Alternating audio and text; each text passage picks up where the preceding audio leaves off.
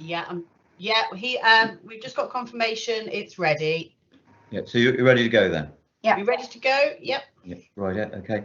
Right, good morning everybody and welcome to this virtual meeting of the West Sub-Area Planning Committee.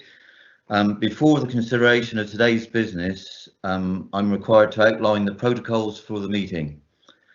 Today's meeting is being live streamed to the public via Microsoft Teams and is also being recorded.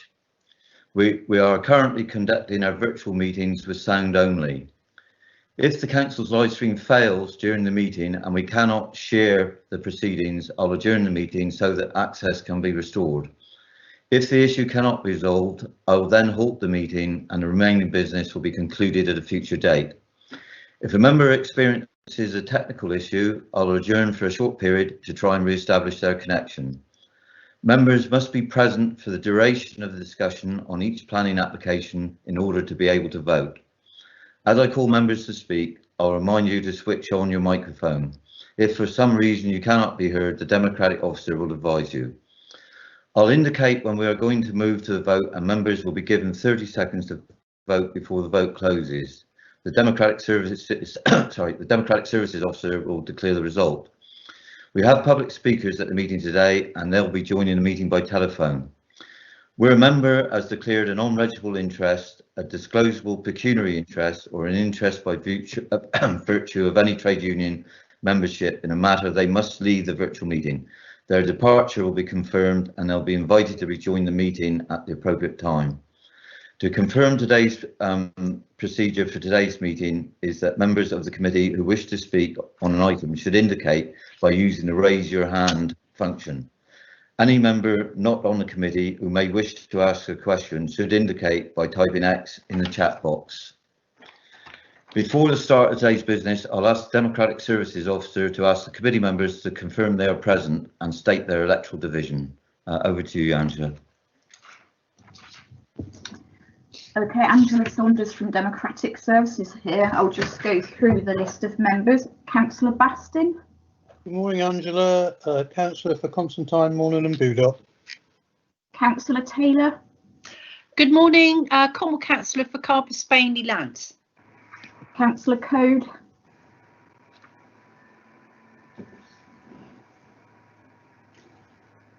He was here a minute ago. Councillor Code, you're on mute at the moment. Yep. Yes, good morning. Councillor Code from Hale South Division.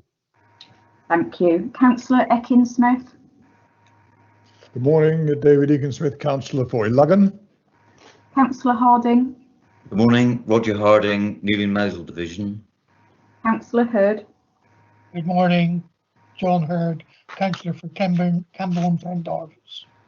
Councillor Kaczmarek. Councillor Kaczmarek, Caharrock, Gwanap St Day Division. Councillor Martin. Good morning, Councillor Martin, Helston South. Councillor Nicholas.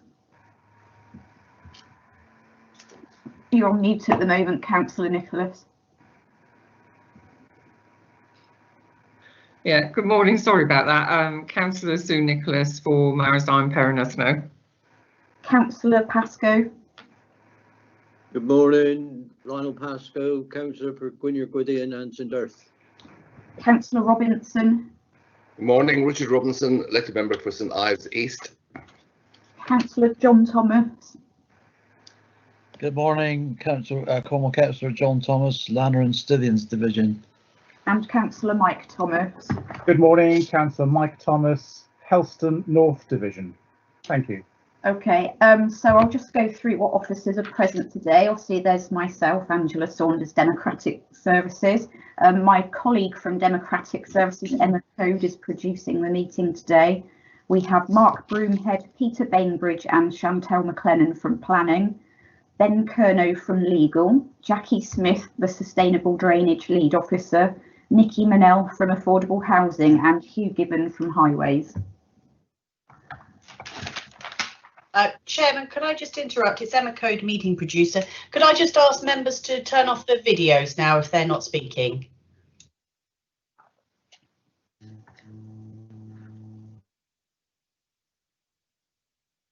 Thank you.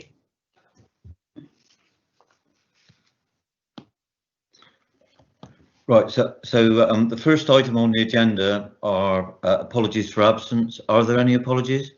Yeah, I've had apologies from Councillor Biggs, who is being substituted by Councillor Taylor. And I did notice that Councillor Duffin has declined the invitation, although I haven't had an official apology from her. Yeah, so that's the only apologies, no further apologies. No, okay. So that's item 1. So item 2, we go on to, are there any declarations of interest?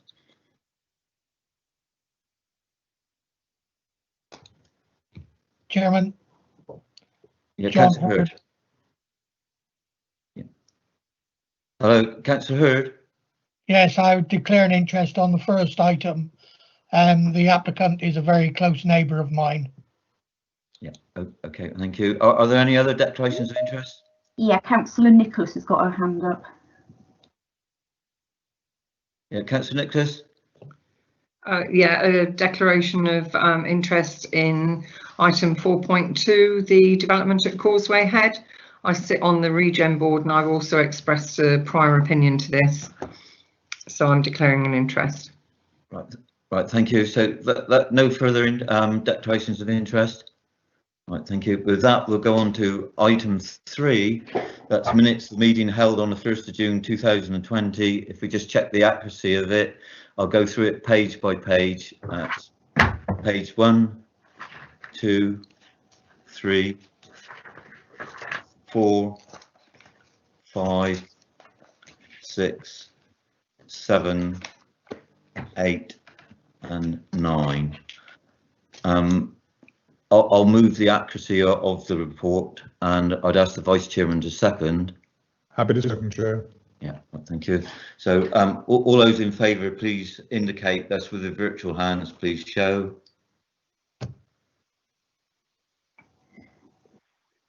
Yeah, I'm seeing lots of hands going up there. That's carried. Yeah. If everybody could take their hands down again once they voted. Yeah. Okay, so was there anybody against or any abstentions? No. So with that, we go on to item 4. That's applications for consideration, and the first one is PA 20/00108 AKD Developments Limited, land off Tregenna Lane, Camborne. The report is on pages 10 to 44, and I'll ask Mr. Peter Bainbridge to take us through it. Are you there, Peter? Yes, Chair, I'm here. Thank you. It's Right. Peter Bainbridge, Planning Officer. Fine. Over to you then. Thank you. Thank you. I'll just share my screen with you. Hopefully you can all see that now. Yes. Yep, good. Okay, this is a reserved matters application. It's a resubmission of a recent refusal, end of last year. That application has gone to appeal now and is due to be heard at the hearing. This application was deferred at our last meeting for further information. This has been submitted now and is available and set out in the reports which are with you. An update's been circulated since then. The key points in that are a report from the forestry officer who went to look at the trees and woodland by the stream, and also some comments from Gwynedd and Gwydion Parish Council. The responses to those are set out in the report. Since the report update was published, 3 further letters have been received by the council. These relate to a concern about mine workings close to the line of the proposed surface water sewer, and also further concerns setting out the importance of the woodland by the stream and the impact on possible biodiversity. Moving on. Key issues. As I say, planning permission has been granted. The outline permission was granted on appeal. Previous recent refusal, which is at appeal, the only ground for refusal the council put forward, which has been since confirmed in the statement of common ground, related to the sustainability of the pumped surface water sewer system. This application has been submitted to overcome that concern, and there'll be further details on that later in this presentation. All the issues, though, are set out in the report, and clearly it's open to councillors to consider all those issues, but I've emphasised the main issue is that the application has been submitted to overcome the previous reason for refusal. Oops, sorry. This shows the location of the site on the edge of Camborne. It's close to the edge of town centre.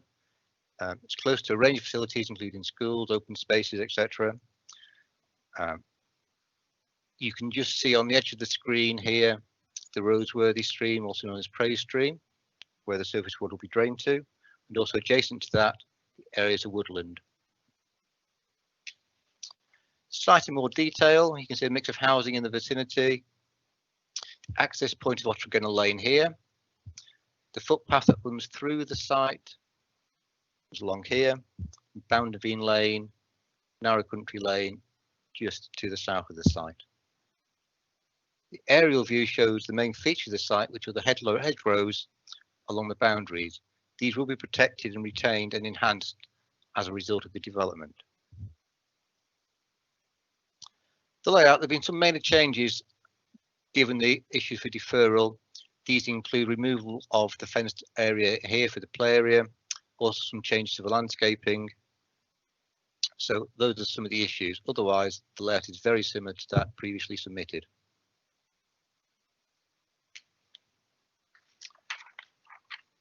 In terms of drainage, the foul sewage will connect to the existing sewer in Bounderveen Lane. Surface water within the site will be collected and will drain to a tank here where it will be attenuated and released from the site at a controlled manner, which is below the Greenfield runoff rate.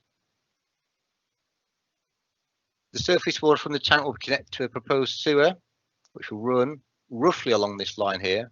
The final design work hasn't been completed yet and would only be undertaken by South West Water if and when planning permission is granted for the details of the scheme. The design of the scheme is considered to be well designed, simple and appropriate to the area. The materials again are appropriate, mix of render and stone and slate or artificial slate. Also, there's a high quality landscaping scheme which has been agreed with the landscaping officers. In terms of the layout, they've made an attempt to locate the single story dwellings close to existing properties. The blue are 2 stories. These pink ones to the rear of these, they're garages. And again, got single story here next to the site where the proposed nursing home could come forward at a later date. Finally, some photographs just to show the current state of the site. This shows the proposed access point off Tregenna Lane next to the roundabout. So the view looking towards the northwest boundary. This is roughly at the end here where the care home would go, and you can see some of the important hedges around the site. This is the view looking across the site from the footpath to existing housing in Tregenna Lane, or Tregenna Field, sorry. And finally, a view along the footpath, looking across the site with the site on the right. To conclude, this is a resubmission. It's submitted to overcome the reasons for refusal. The previous refusal only concentrated on surface water drainage. This scheme is considered to overcome that concern and provide a scheme which is top of the hierarchy for drainage in the area, with a drain to a watercourse. The appeal will be withdrawn if this consent is granted. It's considered to comply with the development plan. The design is good, and there are no significant adverse impacts. The issues for deferral have been addressed. Therefore, all matters have been carefully considered. It is appropriate a decision is made today. Therefore, recommended that consent is granted. Thank you. Right, thank you, Mr. Bainbridge. We go on to speakers. The first speaker is Mr. John Buddle. Are you there, Mr. Buddle? It's Angela from Democratic Services here. I can't see him at the moment. We'll ask Emma, the producer. Chairman, Emma Code, meeting producer. Just to confirm that Mr. Buddle is not there yet, although he should be ringing in at any moment. So if we could just give him a couple of seconds. Yeah, that's fine.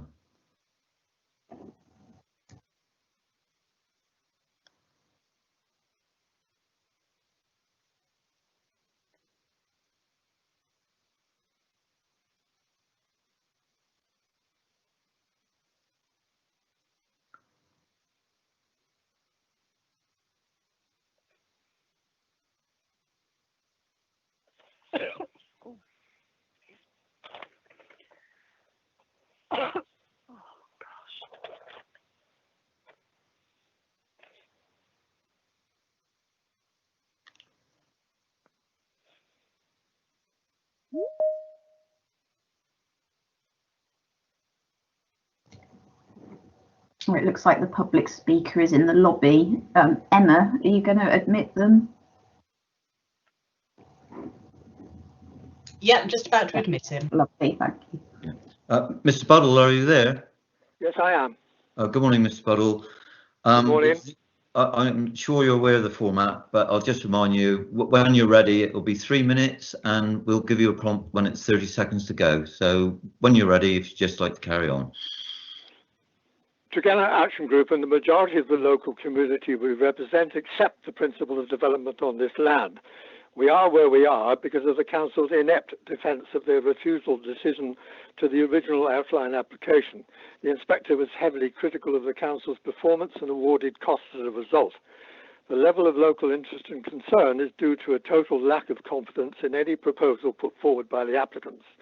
Each new strategy brought forward is championed to be the best available solution, only to be replaced by another when an earlier one is shown on more detailed examination to be flawed or unsustainable. Equally, members need to be aware there's a lack of confidence and respect for the way officers have been totally inconsistent in dealing with the various applications on the site and on the adjacent land. The case officer has recommended members to approve just about everything the applicants have brought forward.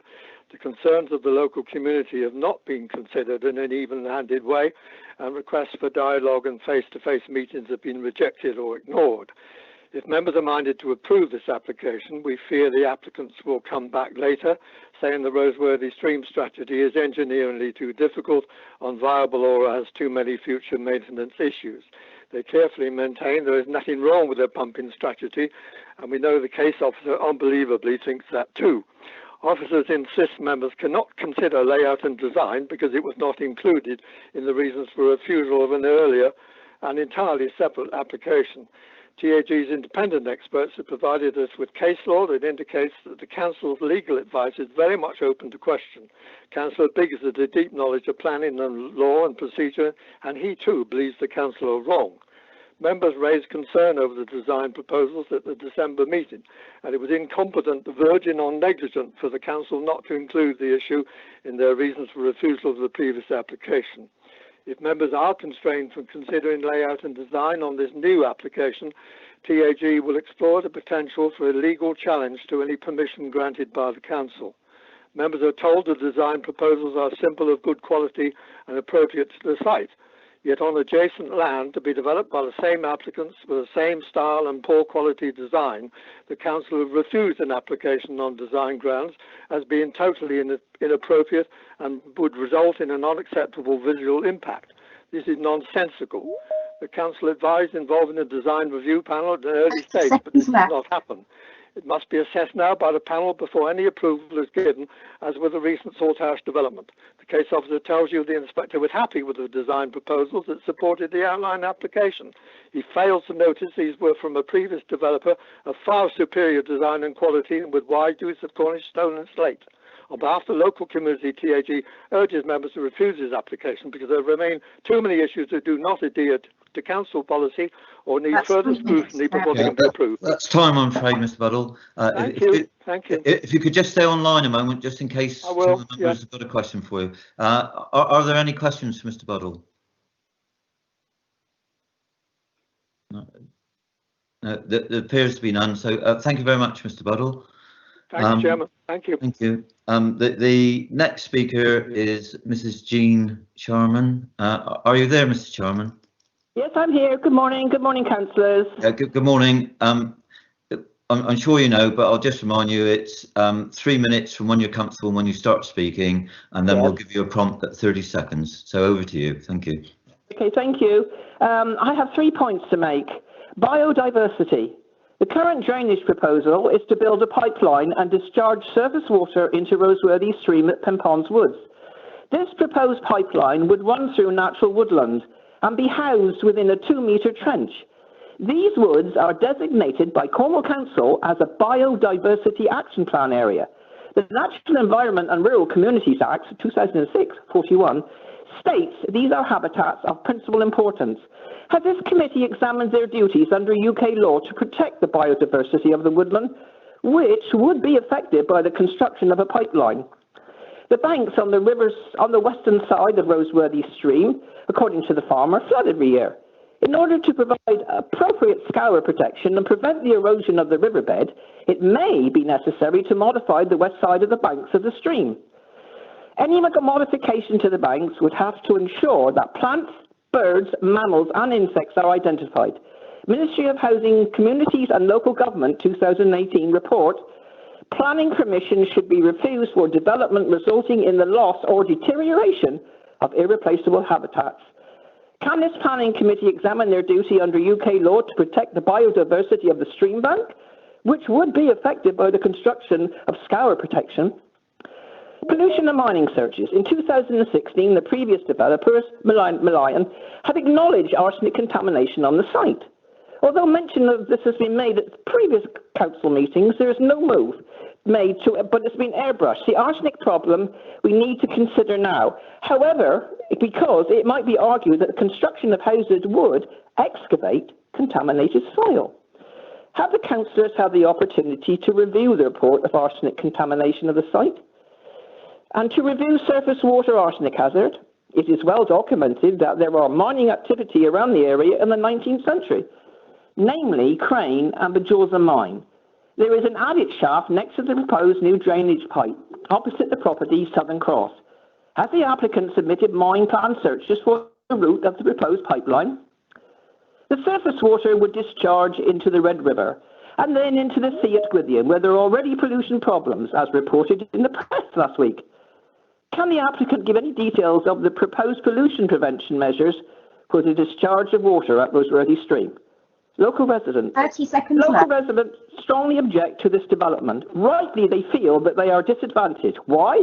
Because they are not operating on a level playing field in which everyone should have the same chance of succeeding. Their local councillor has declared an interest. Dave Biggs, who so effectively represented them, is unwell. There is no one in an official capacity who has the local knowledge, history and involvement relevant to this case. So no one is really qualified to answer the councillor's question. That's 3 minutes, Chairman. Right. Thank you, Mr. Chairman. If you could just wait a moment, just see if there are any questions for you. Have any of the members got a question for Mr. Chairman?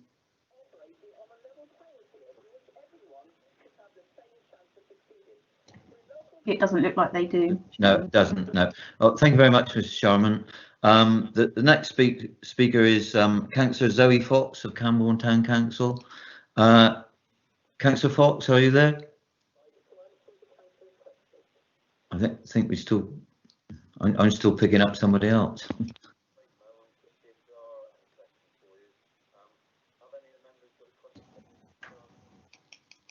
I'll just check with Emma because there were two people. I am a code meeting producer. Yeah, just to say that Councillor Fox should be in the meeting now. Yeah. Good morning. Are you there, Councillor Fox? Hello? Hello, is that Councillor Fox? Yes, speaking. Good morning. Right.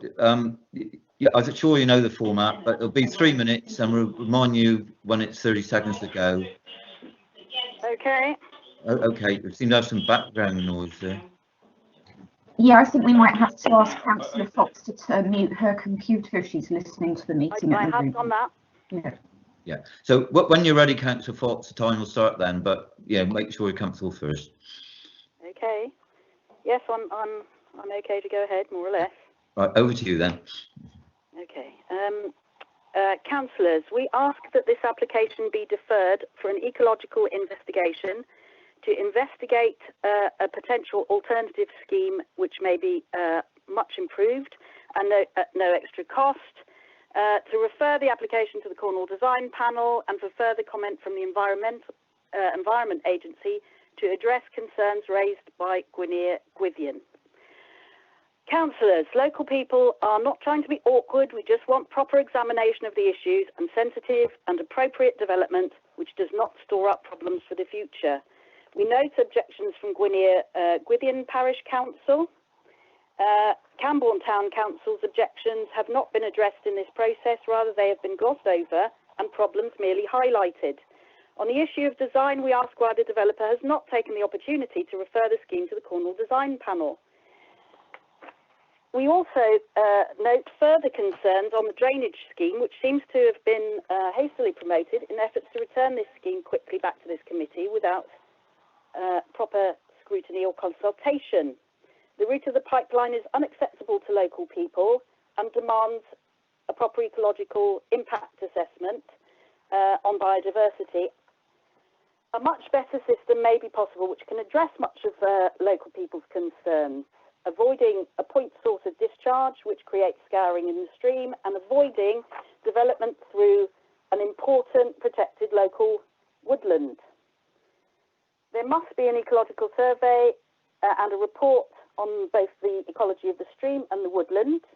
The forestry officer identified significant ecological impacts where even an improved route leads to the loss of an oak tree over 100 years old. He accepts he is not qualified to report on the hydrology or ecology of the area.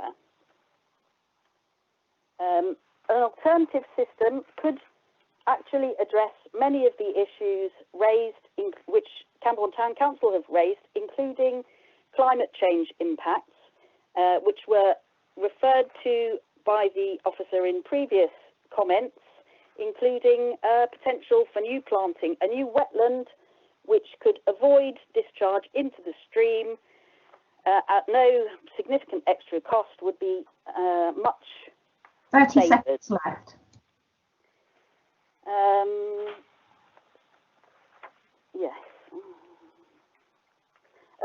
The idea that a point discharge of water into the stream would be equivalent to greenfield runoff in this case. It's collected from a much larger area. It's not appropriate. There are various problems with this, and it's been returned much too quickly to this committee for a quick decision when further problems are obviously... That's time, I'm afraid, Councillor Fox, but if you could just stay on the line just in case we've got some questions for you. Has any of the members got a question for Councillor Fox? No, it appears to be none. Thank you very much for that, Councillor Fox. The next speaker that we go on to is Mr. Jason Mitchell. Are you there, Mr. Mitchell? Yes, I am. Yeah. Good morning, Mr. Mitchell. It'll be the usual format. 3 minutes. We'll give you a prompt at 30 seconds, and your time will begin once you're comfortable and start speaking. Over to you. Thank you. Following on for the deferment last meeting, we have provided detailed costings in relation to the drainage proposals, which confirm that the additional cost is negligible. The pipe size proposed is 150 mm diameter or 6 inch. This is because the flow rate is low. The amount of water entering the river is less than enters the river from the greenfield site. The drainage strategy allows for additional phases to be added that could come forward. The strategy is supported by all statutory consultees. This is not a new radical proposal. The majority of Camborne drains to this river network. The difference is, under current guidance, the rate is controlled to less than greenfield. The forestry officer has confirmed that the discharge would have minimal effect on tree canopy cover. There are over 30 new trees proposed for the development. Recently published guidance on public sewers encourage above ground drainage features, which work with nature and encourage biodiversity. Upon approval, we will engage with South West Water to ensure that this is maximised. The contamination condition associated with outline approval has been discharged over a year ago. In short, there is no risk from contamination from this site. I'm aware that details have been circulated regarding the sewer construction, which are based upon supposition rather than fact in an effort to create alarm. By way of your decision in December, you told us that you found everything acceptable apart from surface water drainage. We have addressed this sole matter. We've addressed the minor police liaison officer's comments in relation to the boundaries to the satisfaction of the planning officer. The development provides a mix of garden spaces. However, what is important to note that on average, private garden space is 3 times larger than the application that was approved last month by this committee. There is over 3,250 square metres of public amenity space, which includes an equipped play area. Within 50 metres lies Camborne's main park and recreation ground. Numerous sports clubs, schools and town centre are within close proximity to the development. Is there a more sustainable location for new homes within Camborne? As a Camborne man, I recognise that this is a favourable area of Camborne. However, should this be reserved for the few who can afford it? Or should we provide a development that provides a mix of accommodation, including 24 affordable homes, that caters for the young couple setting out in life, the growing family looking for a home that provides a good-sized garden with a garage, or the retired person looking to downsize to a 2-bedroom bungalow within level walking distance to the town? I will leave it for councillors to decide. Thank you. Right, thank you. If you could just stay on the line, Mr. Mitchell. Are there any questions of Mr. Mitchell?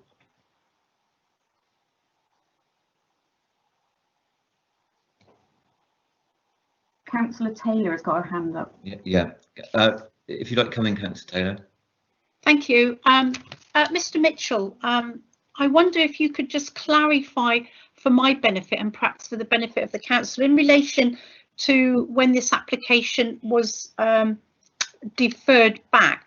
Point C was the applicant was to submit costings of the proposed drainage system to consider the development, and we will also get details of the pipe to be used to discharge to the watercourse. I'm wondering, Mr. Mitchell, if you could just clarify those points for me, please. Yes, by all means. I think within the planning officer's report, he has set out the costings. Originally, when the site was acquired with the benefit of outline approval, there were 2 pumping stations shown within the design, which we would have allowed for within our appraisals of the site. The reality is that in order to provide the off-site discharge, which is now proposed, the difference between the 2 systems is negligible in terms of cost. The pipe size is proposed as 150 millimetres. Drainage Guidance has now promoted that came into effect on the 1st of April, is that South West Water will adopt above ground drainage features such as swales and the like, and I think that may well be appropriate for the final discharge, but that's something that we can only engage with South West Water once we have the benefit of an approval. Thank you, Mr. Mitchell. Yeah, thank you. Yeah, I think Councillor Pascoe, I see your hand up. Did you want to come in? Thank you, Mr. Chairman. Also in the report, I see that they say that this pipe is going to release 9 point something litres per second. Well, that equates in my book to 7,500 gallons an hour. You're talking of a stream down to the bottom side of Pen Ponds. With that sort of water coming into it, you're going to end up with a torrent, not a stream. Could I have your comment on that, please, Mr. Mitchell? Yes, by all means. The rate of discharge is set in agreement with the council's drainage officers, and the way that works, it is designed to be less that comes off the undeveloped site. So therefore, in an extreme event that happens now, there will be more water ending up in the stream. Yeah, I agree with that. But if that was bare land as it is at the moment, straight into our stream, in my opinion, it would take time to get down. But once it's in a pipe, it's coming down full stop, non-stop. Yeah, I think what you have to appreciate is that it is attenuated at source, and that rate is extremely low for drainage. It's designed that way. That's what the critical drainage area of Camborne and Redruth requires. Yeah, okay. Yeah. Councillor Nicholas, I think you got your hand up. Yeah, thank you, Chairman. Yeah. Could I ask, how have you considered the issues about the biodiversity and the way that this pipe is going to run through these other areas? I mean, I don't see any reason why, apart from the costings, that you have gone down this route. Because within the critical drainage area, the hierarchy is that you should drain to a watercourse if it's available and viable. So therefore, if you were starting a greenfield site and you had control of land down to a watercourse, that is what you would be told to be the method of drainage of a site. As I said, within Camborne, if you look at the South West Water maps, the vast majority of Camborne drains in that manner. can I come back? Yes, of course. Yeah, I think Councillor Pascoe's point was quite relevant, and I think this is what we need to address, is the fact that you're actually pushing water into a pipe rather than it allowing to run its natural course across fields.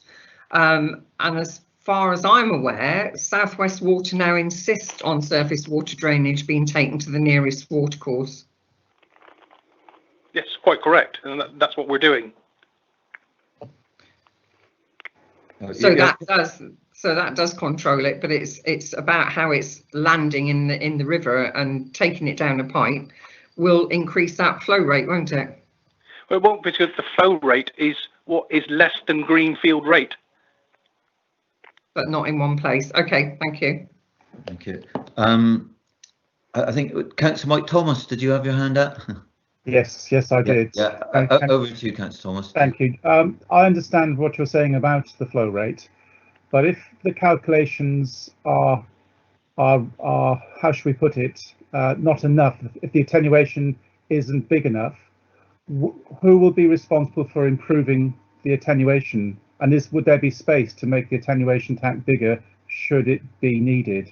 I'm not casting any aspersions on the current calculation. I'm just saying, with the issues of a critical drainage area where water does increase over time, would there be the capacity to increase the size of the attenuation?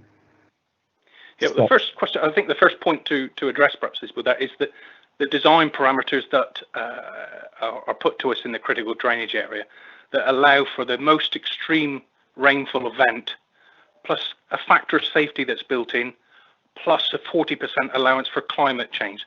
Ultimately, the tank will be adopted by South West Water, and much as any other drainage asset would be. Okay, so it would be South West Water's responsibility. Yes, but you've got to factor in the design parameters that are put to the size of the attenuation tank. Perhaps I could come back to the officers on that one, Mr. Chairman. Yes, certainly, Councillor Thomas. Councillor Taylor, do I see your hand up? Apologies, Chair, I didn't lower my hand. Oh, right, okay. Are there any other questions from the members for Mr. Mitchell? It looks like Councillor Bastin has got his hand up. Right, yeah, right. Councillor Bastin. Right, thank you, Chair. Can I just ask, how deep do you think this 6-inch pipe will have to be set into the ground to get the right fall? Yeah, the topography of the ground falls in that direction. It falls from east to west, and therefore you will be on minimum depths to comply with sewers for adoption, which from the agricultural field to the crown of the pipe will be 1.2 metres. Right, thanks very much. Okay. Were there any further questions? I don't see any myself. No, I don't see any. If Councillor Bastin could put his hand down again, please. Yeah, okay, you got that, Councillor Bastin? Right, Mr. Mitchell, thank you very much for that. That seems to be the end of the questions.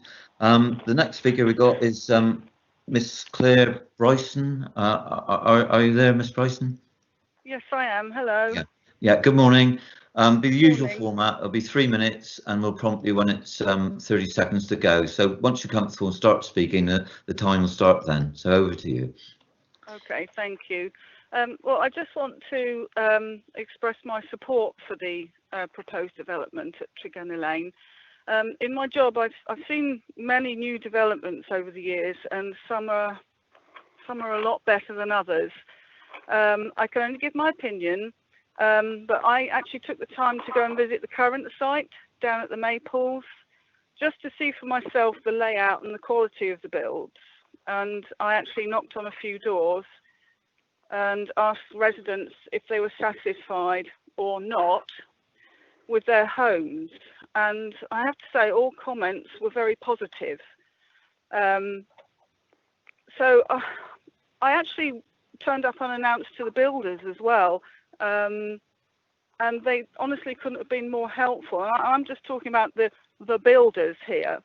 And they took me safely to see different stages of the buildings, the houses. I do have confidence in this building firm, and I've just been disappointed to read some of the comments objecting to the plans a while ago. One which mentioned building affordable houses away from this person's own home.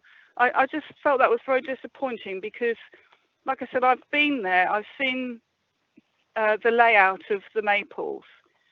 They're not packed in. From what I can see, they seem to be very good quality homes.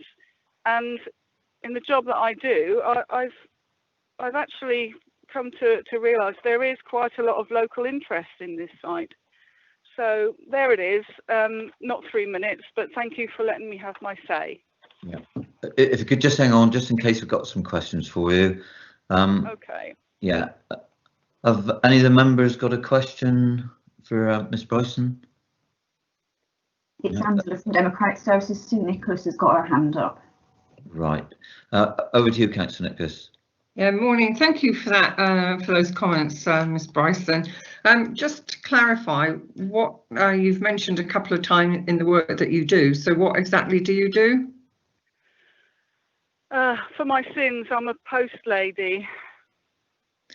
And do you live adjacent to this site or alongside it? No, I live in Troon, just outside Camborne, and to be honest, I'm looking for a retirement home. So yes, but I do a lot of walking. I have friends near that area, so I am very familiar with it. Okay, thank you. Yeah. Are there any of the other members that got a question? No, I don't think so. Right. Thank you, Ms. Bryson. Thank you very much for the opportunity. Thank you. Thank you.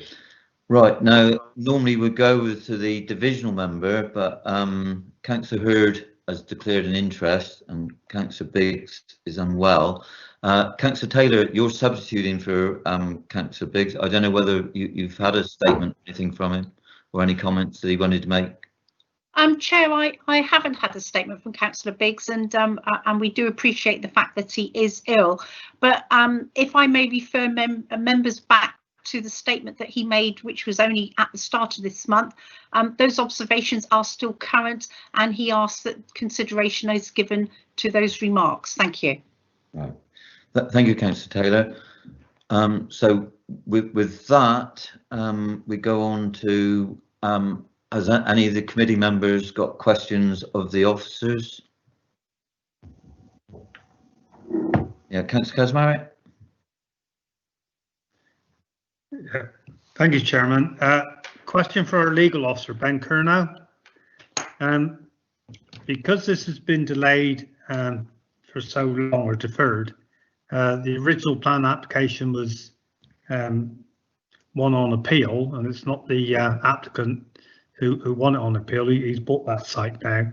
But if we refuse this or defer even longer, what is the likelihood of this going to appeal? Yeah, Mr. Curnow, could you answer that? Yeah, thanks, Councillor. That's a tricky question, Mark. I think it's been made quite clear that this will be appealed. I don't think we should be unduly swayed by that, but we do need to be sensible, and the advice stands, doesn't it, that we're fairly limited now in our reasons for refusal. The officers would be advising you that there wouldn't be any sound reasons for refusal, and that's it really. Obviously, you know, the applicant is incredibly likely to appeal. We don't feel that we'd have a very good case, that we'd be able to defend it very well. So, you know, there would be a huge risk of costs to the council. I think we've been quite clear on that, and I think that stands. So Thank you. You're okay with that, Councillor Kaczmarek, right? The I see Councillor Pascoe, you've got your hand up. If you'd like to come in. Thank you, Mr. Chairman. Question for Jackie Smith. Is she on board, is she? She should be there somewhere. Right, thank you. Why hasn't the Environment Agency been involved in this? Because as you well know, well, whether you do or no, I don't know, but Gwynedd has had a lot of flooding in the last 12 months, especially in Gwyddian, and we have been in contact with a Chris Barnes from the Environment Agency, and we have sent this application to him. He didn't know nothing about it, and he is, in his response, he will need to send it for a number of teams to look at. Could you have a bit of comment on that, please? Are you there, Jackie? Hello, yes, I'm here. I think my camera's on, I'm not sure. The Environment Agency have very much taken a backward step with regards to sustainable drainage. It is now the requirement of the lead local flood authority to look at these schemes. The lead local flood authority is Cornwall Council. If you went to the Environment Agency, they would probably tell you that. The Environment Agency, as far as I'm aware, have been consulted on this. It might not have been Chris Barnes, but the EA will have been consulted on this scheme. They've also been consulted as to whether an approval would be needed from them with regards to the point of discharge. They've come back and, as far as I'm aware, have said that they would not need to do that because the discharge rate is so low. But why is Chris Barnes quoted that he's got to send it to a number of teams then? That don't quite add up with what you're telling me. I have no idea. It may be that Chris Barnes wasn't consulted.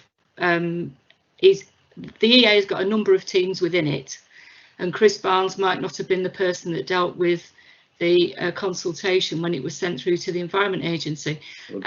Maybe talk to one another then. I'm sorry to be so plain about it, but yeah, I'm just an ordinary layman, and I got people on my back about all this amount of water, and the Environment Agency, from what you're telling me, don't want to know nothing about it. Well, Chris Barnes is telling other things, so I want to know who is telling the truth.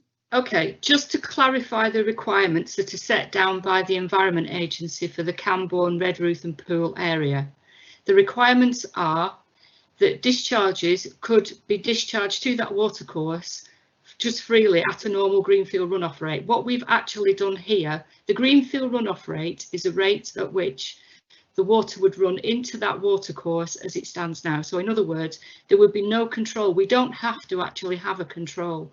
What we have done with work with the applicant to control that flow down to 9.3 litres a second. If the flow rate was to allowed to go there uncontrolled, it would be in the region of 16 litres per second. So we've actually reduced the amount of water that goes into that particular watercourse. On top of that, as I'm sure Mr. Mitchell has already mentioned, South West Water would be looking to adopt, or that would be offered, that pipe would be offered for adoption. And I'm sure that there are ways and means in which they could do some works at the point of where it discharges into the watercourse to try and mitigate the flow or reduce the flow even further before it actually enters into the stream. The route that you see on the drawings that you've got at the moment is an indicative route. It's not the finalised route. The finalised route will come once planning permission has been granted, assuming it is, and that will be that finalised route will be discussed with South West Water, and South West Water will then have to discuss that with the various landowners to finalise the final route. So I appreciate that there are concerns with regards to the woodland area and the route that's shown on the plan, but what members need to understand is that might not be the finalised route. There's still some negotiation that could be had there to try and get a better route to discharge to that watercourse. 9.3 litres per second in a 6-inch pipe might sound a lot of water, but actually it isn't. Well, it's 7,500 gallons an hour. Could I come back there, Mr. Chairman? Yeah, it's supposed to be questions, Councillor Pascoe. So if you could just one other question about Bripper. That was shut. The road was closed twice this winter through flooding, which isn't more than a few hundred yards away from where you're planning this outfall. I know water runs downhill and don't run uphill, but I honestly, have you looked into the river side of this application as well? As part of the works that we do, we always look at what, you know, where you've got something that's going into a watercourse, then obviously we do look into that. However, you need to understand that that watercourse is actually main river, so therefore that falls under the jurisdiction of the Environment Agency. I appreciate that drainage matters are quite complicated. However, as I said previously, the Environment Agency have been consulted, and they have basically said that they do not need to issue a licence or an approval for a discharge into that watercourse at that rate. Thank you. Right, thank you, both of you. I think Councillor Mike Thomas, did I see your hand up just now? It was the first one I saw. Yes, thanks very much, Mr. Chairman. Just really back to Jackie, a lot has been covered and answered, but my question goes back to the size of the attenuation tank. Is she happy about, or can she confirm the comments made by the developer about the size and its overcapacity for a serious wet weather event? Okay, I'll try this again with the camera. I'm not sure whether you're getting the camera or not. Mr. Mitchell's actually correct. I've looked at the design. It is designed, the attenuation tank is actually designed to cater for the 1 in 100 year peak rainfall event. So it's not just an average rainfall event, it's the peak. On top of that, there is a factor of safety to allow for any possible siltation, so loss of capacity. And on top of that, there will be an allowance of 40% for the impacts of climate change.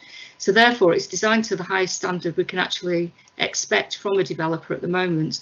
The future proofing element comes from the 40% climate change allowance. That is significantly higher than what we would have expected 5 years ago. So basically what you do is you apply that additional 40% to try and future proof.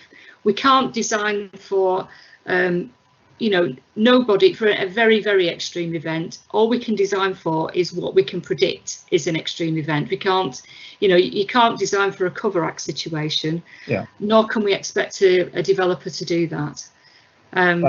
You've answered my question essentially, but yep, were there to be an issue in the future, as I said, I'm not casting any aspersions on people's technical skills, but would there be space to extend that attenuation tank? That's all I'm really asking and finishing off with.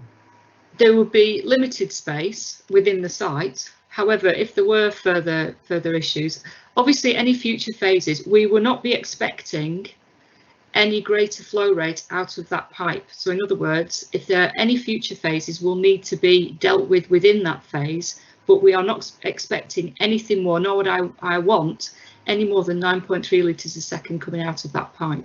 So in other words, any further attenuation for future phases will need to be dealt with within the site itself. However, any further extremes there probably wouldn't be sufficient space within the site, but off site there could be. Does that mean that, if I may go back, Mr. Chair, does that mean any future developments couldn't use that attenuation tank for their purposes?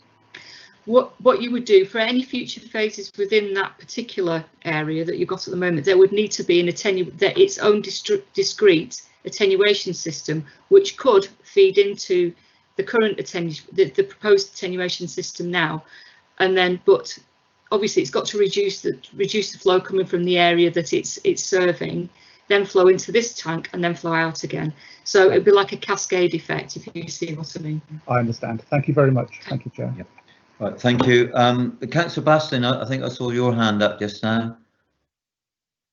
Yes, thank you, Chair. Again, another question for Jackie, really, just for clarification. Greenfield percolation, would that not be along the whole length of the river as opposed to just coming out of a pipe? I mean, we're talking about volumes that sort of entering the water, but I'm sort of kind of picturing a field, if you like, the water percolating over its whole surface and then into the water. Surely that would be much less than the water coming out the pipe. I understand what you're saying. Basically, at the moment, the water runs uncontrolled into the watercourse. So it goes across the fields and into the watercourse. After development, what it will do is the development itself, with sustainable drainage, what we aim to do is we aim to improve on what happens at the moment. It mustn't be any worse than it is. So once the site has been developed, the runoff from the site must be no greater than it was originally. So the principle of this site is that the water will be captured from within the site, managed, which it isn't at the moment. It runs straight off the site itself. So it'll be managed and it will be discharged at a controlled rate. Right, thank you. And sorry, Chair, just one other bit. Are you happy with the bore of the pipe? I would have thought it's a great opportunity for that pipe to block very quickly at that sort of diameter. A 6-inch pipe is an adequate size pipe for a drainage system. It also offers a potential to actually reduce the flow back as well. So apart from the fact that there is a flow control device at the outlet of the attenuation system, the fact that the pipe is a 6-inch pipe, which does have a number of manholes along it to allow for, as I say, this is an indicative design, it's not the actual final design. There are a number of manholes been shown along it to allow for jetting or clearing. So the actual size of the pipe goes some way to try and control the flow as well. So 6 inches isn't an uncommon pipe. If a 4-inch pipe had been proposed, then I probably would have raised a few eyebrows, because that would have been a bit too small, I would have thought, and probably more liable to siltation and blockage. Yeah, but 6 inches over a kilometre is a very long, narrow pipe, isn't it? I think you'd agree with that. It is, but again, it's not an unusual system. A lot of the network is only 6 inch. In some places it's even less than that. So it's not an unusual design. However, as I say, again, it's still an indicative design. When South West Water go out there and do further investigation, they may decide that it needs to be slightly larger, reducing down to a smaller diameter. But they need to do the detailed design, and of course they won't do that until planning permission has been granted. Right, thanks very much. Okay. Thank you. Councillor Nicholas, I think it's all hand from you. Yeah, please. Thank you, Chairman. Yeah, just about this Environment Agency and not needing a licence to put water into the river. What rate would they need to be pumping water into that river to require a licence? Have you any idea? First of all, they're not pumping. The water's going in there by gravity. I think one thing to remember is 2 schemes have been put forward. You've seen 2 schemes as members. This is a gravity system, so it goes there under its own steam. It's not being pumped. If it had been a pump system, I think I'd probably been a little bit more concerned about it, because pumping it straight into the watercourse could have caused more issues with erosion if adequate erosion protection hadn't been put in place. To be honest, I think the Environment Agency, I can't give you a value. The Environment Agency is dependent on, on circumstances. With regards to this critical drainage area, generally, we wouldn't be looking for any form of flow control at all. It would just basically go straight the way out into the watercourse. So we've actually asked for a very, very stringent standard with regards to this. They have been consulted, and the response that has been returned is that it falls below what they would require. Mr. Bainbridge might be able to offer more on that one, because I think he obviously received the consultation response, but it's not a significant flow with regards to what they would request. I'm sure, bearing in mind that they are aware of the flows that go into that watercourse, if it had been an issue, I'm sure it would have been raised when they were consulted. Okay, thank you. I mean, I just, comparing what comes through a pipe as to what just would normally drain off across a wider area from fields, I don't understand what's going on here. And I'm also, did you say that this isn't a definitive pathway for this pipe, in which case it's kind of wish list at the minute? It's not, it's an indicative layout, it's an indicative route, mainly because this is the developer's proposal. When it goes to detailed design, South West Water will take into account all of the the things that have been raised with regards to the forestry, etc., point of discharge, those sorts of things.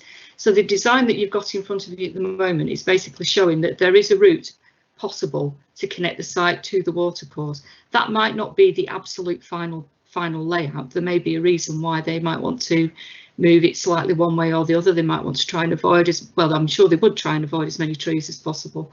So it's not the absolute final design. Don't take this as being the absolute finalised thing, because it isn't. The detailed design will take into account, you know, measures that they may need to divert slightly to a different point of discharge along that watercourse boundary. So I think don't get too hung up on that being it, because it might not be. It might move slightly.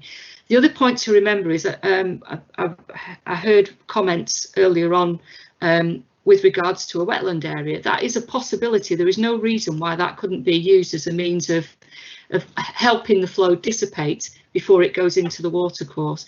And Mr. Mitchell is correct. South West Water and watercourses in general are looking at adopting above ground features. We've not had an awful lot through from South West Water as yet, being very honest, with regards to what their proposals are for that. However, again, it is another means of being able to dissipate that flow, so slow the flow down even further before it goes into the watercourse, and also create an area for biodiversity. So it's not all bad. It actually can be used to provide even more betterment than is already being proposed by the additional trees. Okay, thank you. Right, thank you. Councillor Pascoe, I see your hand, but Councillor John Thomas was ahead of you, so I'll call in Councillor John Thomas next. Yes, a question for Jackie again, Chairman. Jackie, you said in your comments just now that South West Water would be invited to take over this drainage system.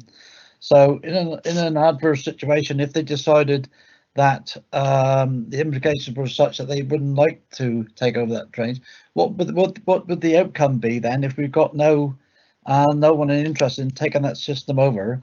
And a comment on the Environment Agency as well, and a question: if the Environment Agency are not that concerned about it, or no comments received, on page 42 it says from them, as the praised stream is a main river at this point, the outfall is likely to require a flood risk activity permit from us.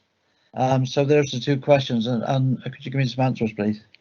Okay, I'll take the second one first. This is the consultation that we're talking about with regards to the Environment Agency. I think the agency actually expected a larger discharge rate than actually is proposed, and therefore they have been consulted as to whether a permit would be required, and the response back was, because the flow rate is so low, then it falls outside the requirements of that. So that's the answer to the second question. Can you remind me what the first one was again? Sorry. Yes, you said in your comments. South West Water, yeah, adoption. Yeah, if they were invited, if they were invited, that they were actually be invited to take over that pipeline and that system. Now, in an adverse situation, what happens if they decide, no, we're not going to take that over? What's a sort of fallback situation have you got in place, please? Okay. With regards to the pipe itself, South West Water would be laying it, and it would be a surface water sewer. So they would be laying the pipe, so they would be laying it to their adoptable standards. So that should remove the pipe element out of things. With regards to the actual tank itself, then it would need to go to a management company is generally the way forward. However, I think the proposals that the developer has put forward, they've already had discussions with South West Water based on the previous scheme, which required pumping. So South West Water are familiar with this particular site, even though they've not put forward a firm proposal at the moment, because of course it's not got planning permission yet. But that would be the fallback. So in other words, the sewer would be laid to South West Water's specifications under sewers for adoption, and the attenuation system would, if South West Water weren't able to take that on, then that would go to a management company. Yeah, could I just briefly come back? The questions, I don't think it's still been answered, Mr. Chairman. I'm not, all right, South West Water may take on the contract of laying it. I'm actually saying about, I want some assurances that if they're going to do the work to their standards, that at the end of the day, they're happy to adopt this pipe.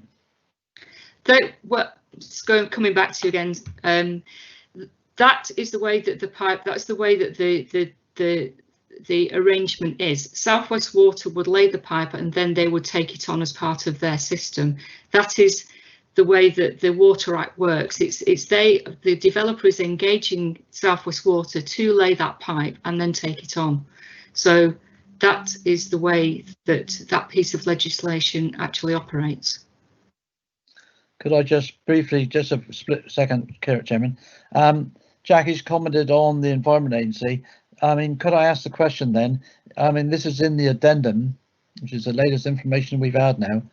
I still stress that their comments are made that it does need a flood risk activity permit from us, and that's in the latest information we have. So is that not needed in this situation, or it is, please? We've since had an email back from the Environment Agency after Mr. Bainbridge had consulted with them again, and they've emailed back and said to us that because of the flow rate proposed, a permit wasn't required. You're happy with that, Councillor Thomas? Delighted, Chairman. Thank you. Thank you. Right, Councillor Pascoe, I have got you on a list, but there were several in front of you, and you did ask a question before, so I'll come back to you. But I think you still got your camera on, which the normal request is you switch it off. Right. Next one I've got is Councillor Taylor. Did you have a question, Councillor Taylor? Yes, thank you, Chair. My question is for our last speaker. This, I think everyone will agree, is an application that has caused a huge amount of interest, and at various stages, quite sensibly, this planning committee have raised some serious concerns. Now, we are now looking at a proposal for quite a magnificent piece of engineering that is going to take water into the Roseworthy stream. And although I am picking up that there seems to be a real concern that we don't get the Environmental Agency involved, I just want to have the question asked that we are looking at an application that's potentially moving water from an area that does not have floods to an area that has been subjected to floods. I was a little bit concerned as well when I heard your remarks in relation to the indicative route. We are, as a council, in an emergency climate, and I think it's beholden on this committee now to be looking at all applications and its potential impact on our environment.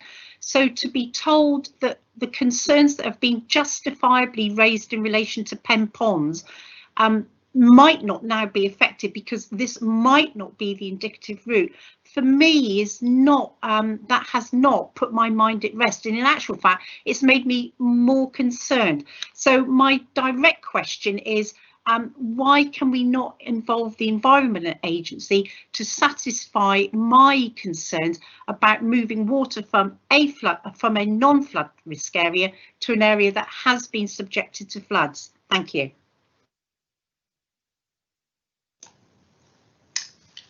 Just to come back on that, the Environment Agency have been consulted. Basically, they have not come back with any comments. They have left it for the lead local flood authority to actually assess the application, which we have done. We've assessed it several times. The Environment Agency approved the outline application. Admittedly, that was with a different scheme, a different drainage scheme, that is. So they have seen this application several times. They have been consulted this time. They have been asked whether they require you know, a permit for a discharge into the watercourse. They have come back and said to the case officer that because the flow rate is low, they do not see that a permit is required. Therefore, I'm a little unsure as to why we would need to go back to them again. I appreciate that people have got concerns. However, the Environment Agency have been given several opportunities to comment, and you know, the comments back to us are that they do not need a permit for the discharge into the watercourse because the flow rate is actually managed to such a low rate. Chair, may I come back on getting Yes. Thank you, Chair. Could you just clarify why such a contentious and environmentally perturbing situation about this flow, why we don't have a precise route as to where it is now going to actually end up. As I said previously, South West Water will only prepare the finalised scheme, so the finalised route for the pipe, once planning permission is granted. I find it frustrating, as I'm sure a lot of developers do. That is the way that they operate. That's not me trying to do a slippy shoulders thing. That is basically the way they operate. They do not want to start planning all of that route until they know that there is a firm proposal in place. So the proposal that you've got there, the route that is shown, is an indicative route. So it proves that there is a means of connecting the development site to the watercourse. However, there may be some slight deviations within that route once the detailed design is undertaken by South West Water. Right. I think we'll go next to Councillor Pascoe. Are you there, Councillor Pascoe?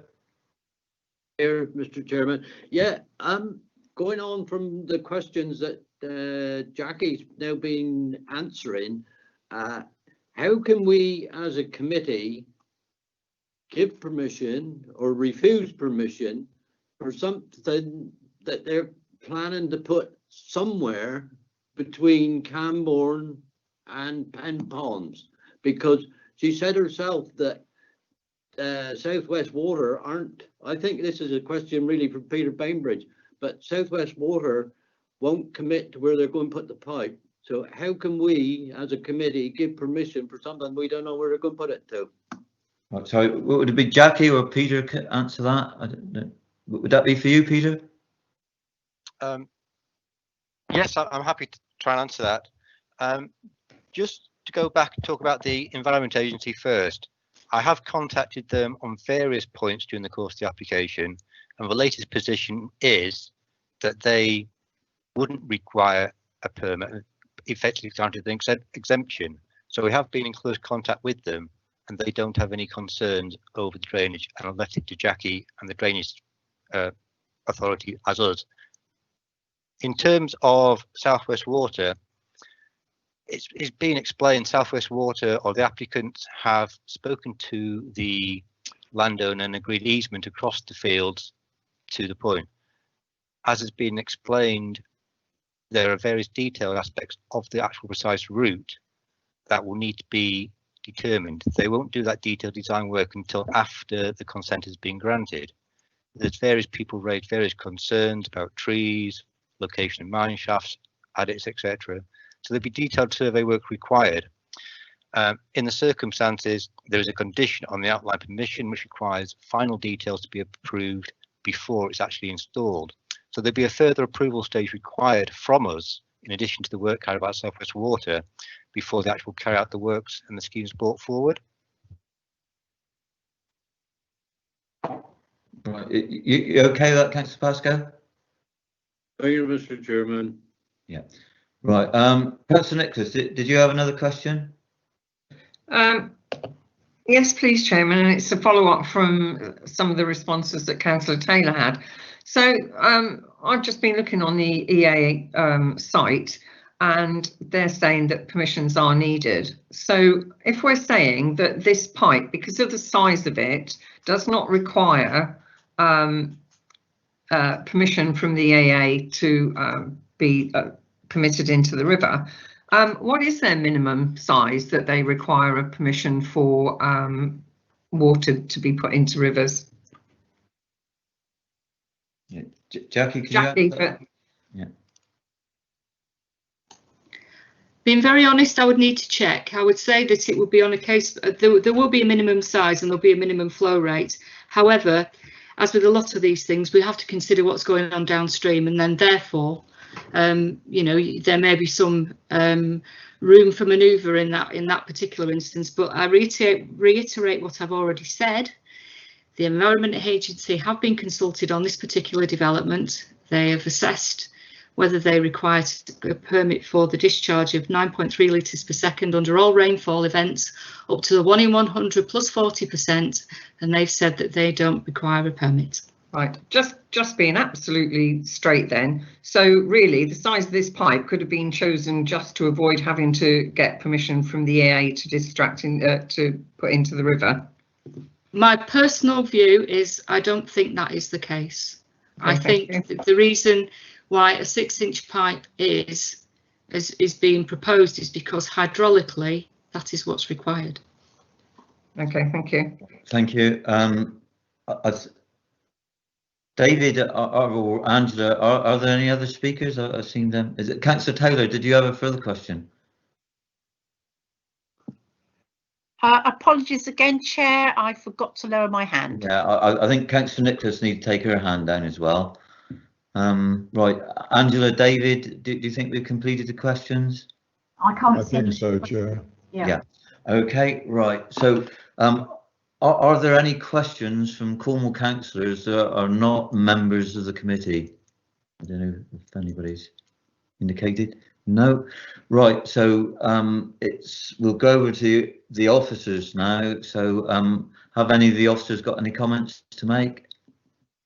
Mr. Broomhead.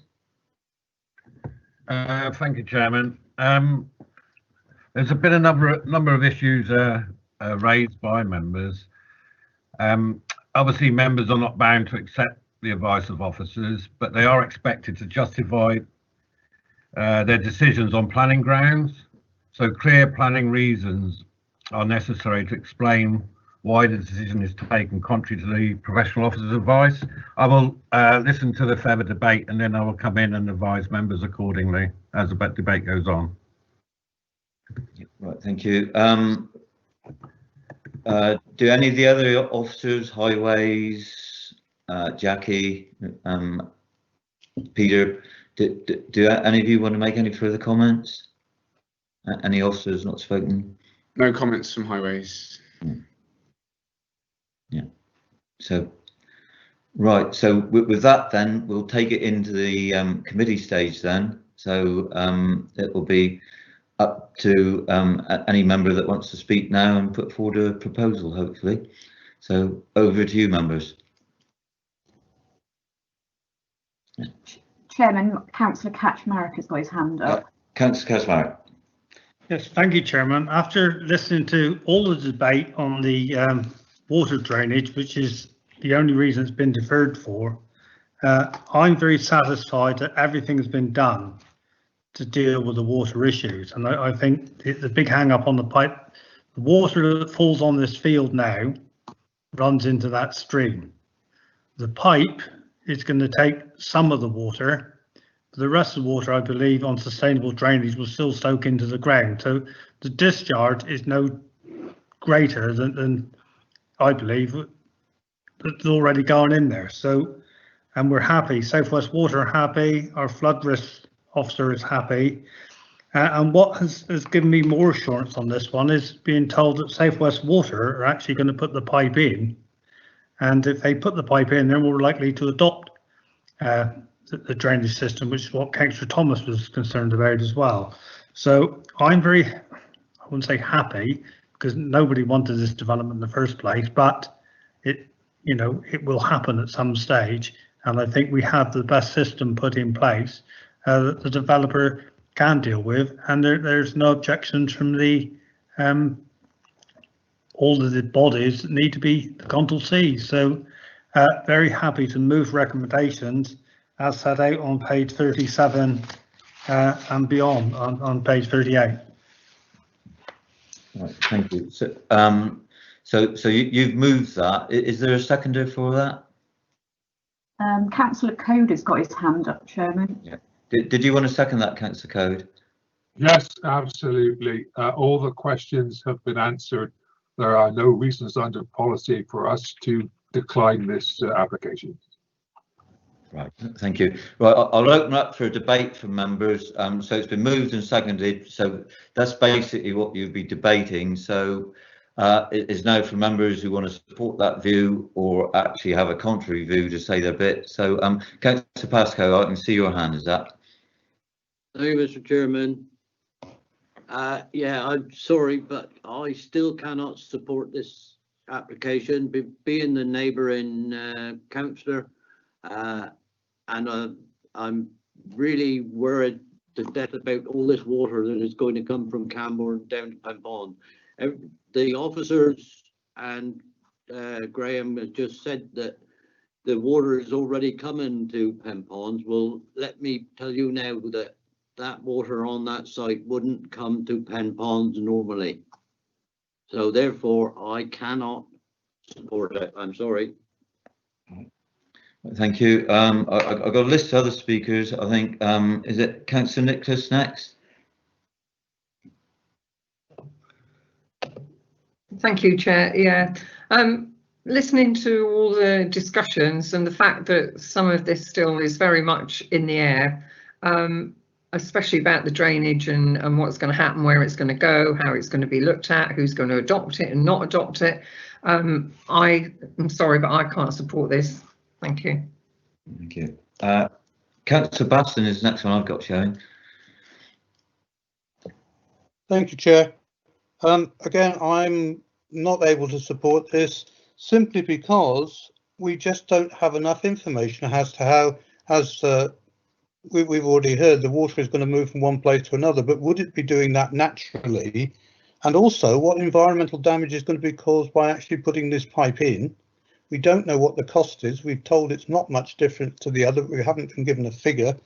So sadly, I'm afraid I'm going to have to not support it. Yeah. Councillor Taylor, did I see your hand? Chair, I also cannot support this application, and my concerns are about the fact that this water would not, in its normal course, be running down towards the division of Councillor Pascoe. And I know we've been told that this is now an indicative route, but I have real concerns about the Penpons woods. These are woods from an ecological point of view are very important to our ecosystem. The woods are over 150 years old. There are some very, very old trees there. The whole area of if this water does go through there has not been addressed. So for that reason as well, I cannot support this application. Yeah, right, there's quite a number of flashing up. Councillor Mike Thomas is the next one I've got. I don't think I was next, but if you want me to go, I'm happy to go. Yes, well, it's just on my screen. Okay. So if you go next, and then I'll pick up yes, everybody thank you. as we go. I wasn't next, but thank you for your indulgence. I will be supporting this. I feel that our officers have answered all the issues that have been raised around critical drainage. And my words or my thoughts really echo what Councillor Kaczmarek has said. It's not an application that I feel pleased to be supporting in many ways, but I just cannot see how we cannot. I support it because all the issues have been dealt with, and my concern about attenuation and the discharge, it's quite clear that the officers are content with this, and I think we should trust our officers and the advice they have given us. Thank you. Councillor Robinson, your name's come up on my screen. Did you want to speak? I did. My view is that certain of our members are playing a very dangerous game here at the minute. We're digging around, re-asking questions that have already been answered. We were told at the last meeting, for example, that again, we would not get a precise route of that pipeline until such time as approval this element was approved. And here we go, we're back digging in around that, and I think it looks terribly like obstructionism, and I think we have to support the officers in this. Have done a great job. They've been showed an enormous amount of patience, and I think that we really have got no choice but to support it, even though it may not sit very comfortably with some of the members, and indeed doesn't necessarily sit comfortably with anybody. Right, thank you. On my list, it's the Vice Chairman, David. Did you want to speak? Yes, thank you, Chair. Yeah. Oh, there we go. Come on. All right, don't worry about the camera. Yeah, I still feel very uncomfortable with this whole situation. Seems to me that the sort of stage by stage approach has led us to this and left us with just debating the drainage system. Nothing yet seems to be finally agreed over the route of the pipe, and that's a bit of a worry. And it's no doubt that in this area flooding is fairly regular.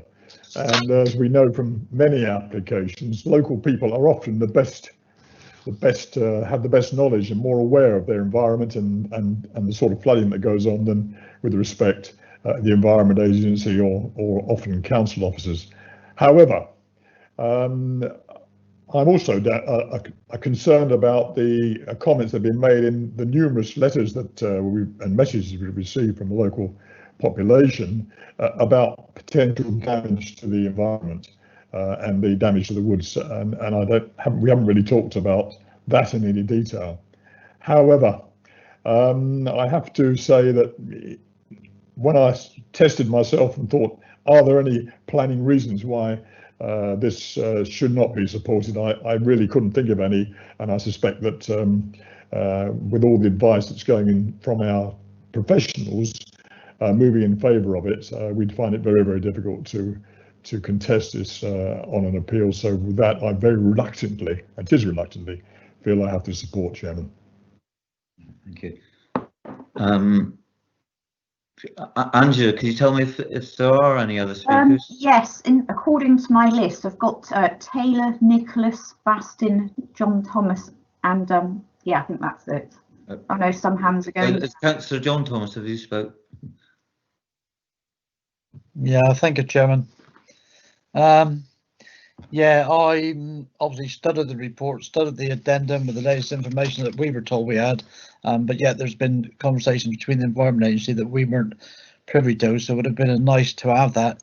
But yeah, I'm looking at the pages of the local flood authority. There's various concerns in there. That's on page 27, the bottom page 27, top of page 28. So I think the questions I raised last time, Chairman, I've still got queries in the report I've got in front of me. Is a public open space officer about minimum space in some houses, the gardens and that, which are against council policy. I understand now that the open space officer regarding landscape is not too concerned about the trees, so I hope that's right. Concerns are still raised by the police liaison officer about the edges and security of the properties and issues like that. So that's another issue I raised. Now the viability, which is a material consideration, because this pipe is an indicative route, and the applicant has put in the revised costs, which are minimal compared to the pumping station. We can't actually say that for sure because this route is indicative and it could be anywhere, could go anywhere, could it hard terrain, could have extra engineering works or costs involved. So there again, Chairman, I'm not too happy with that. And the question of the 150mm pipe over that length of, I think Councillor Basson raised that, and I know through building experience that if you go through an environment like we are from this site, it'll soon silt up over that distance, I would have thought, and even if it just silted a little, it would still reduce the amount of flow taken from that site and could cause backup and flood into the development itself. And the other thing with that is there anything in situ to alleviate contaminates getting into the stream for residents breaching down driveways or whatever the situation may be? So I still feel, Chairman, there's several questions that have not been answered to my satisfaction. It's all up in the air. It's all guesswork, if that, maybe. So I can't support it, Chairman. Thank you.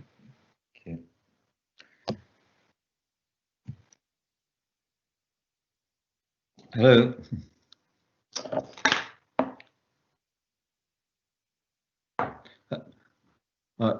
Can you hear me, Angela? Yes. As you can. Sorry, I thought I'd lost you. Does that finish the list of speakers that you've got? Yes, as far as I can see, yes. I can't see any, Chairman. Chairman, it's Mark Broomhead, Lead Planning Officer. If I can now come in before members take the vote. Yeah, if you'd like to come in. Okay, I've listened to members, and obviously there's still a lot of members concerned about the drainage details. We have our expert, who is the lead flood officer. Members have to be very careful if they're looking at a refusal on that issue, because you've heard that the Environment Agency are no longer interested. South West Water, they will be doing the pipe under permitted development, and they are still required to comply with legislation, as it doesn't override protected species legislation. So any future pipe will have to take into account the necessary mitigation and enhancement required to in terms of biodiversity. So the reason those who are voting against the recommendation will have to have clear reasons in their mind, which I will advise on if that is the case. But to go down on the drainage grounds, it's been quite clear that the attenuation tank will hold the water. The discharge will not be will be very low, and the flooding issue could not really be sustained as a reason for refusal. Thank you, Chairman. Yeah, just before we go to the vote, that there were some points that Mrs. Sharman raised that they were particularly on biodiversity.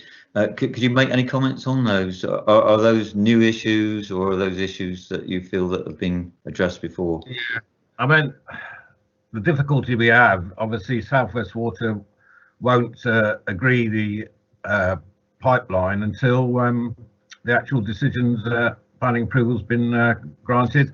There are further issues that can be dealt with. As I've said, if on under permitted development, there would be some containment regarding impacts on biodiversity, but that's for members to decide on that issue when they come to it. But one of the key points is drainage would be very difficult to sustain, and who would be representing the council when our own lead flood officer is supportive of the scheme. Yeah, right, thank you. So, yeah. Excuse me, thank you. It's Ben Kono Legal. If I could just come in, Chairman, just very briefly, if I may. We've had quite a lot of discussion about the strength of our reasons, and I just wanted to confirm that I think we would really struggle in an appeal situation. So I'm thinking ahead to next year, we'd have our appeal. I'm thinking about our reasons. I'm thinking about, as Mr. Broom has just said, we've got a lack of professional witness. It would be a member overturn. We'd be, you know, you've heard the evidence, if you like, from Jackie Smith today. Jackie is supportive, so we would really struggle with that evidence. We've had updates. We know that the tree officer's been out, so the tree concerns, a lot of them would fall away. And we've seen the update from Mr. Bainbridge. So obviously we're balancing it. We've got the risk of an appeal. We've also, I suppose, got the risk of a JR, which we would be able to deal with should we approve the application. But I just wanted to reinforce, Chair, that I think we'd be in a very, very difficult position to find reasons that we could defend. Right, thank you for that. There's Councillor Baston, did you want to come back? Yes, please, Chair. Question for Mr. Broomhead, really. Where does this fit with the council's biodiversity action plan? Yeah, the biodiversity action plan came from the UK biodiversity action plans. We haven't done any further surveys yet on that. As I said already, the South West Water will be required to they can't override the habitat regs, so any future pipe will be subject to those constraints. Right, thanks very much. Right, so are there any further comments or any questions for any of the members, or are you ready to go to the vote? Right, we'll put it to the vote then. It will be a roll call. Angela will call out your name, and then you either say for or against. So the recommendation that has been proposed by Councillor Kaczmarek and seconded by Councillor Coe is the recommendation as on your agenda. And so with that, I'll go to Angela for the roll call. Okay, thank you. Councillor Baston. Against? Councillor Taylor. Against. Councillor Code. For. Councillor Eakin-Smith. For. Councillor Harding. For. Councillor Kaczmarek. For. Councillor John Martin. Against.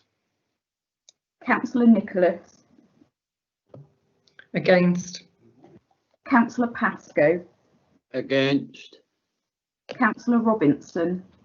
For. Councillor John Thomas. Against. Councillor Mike Thomas. For.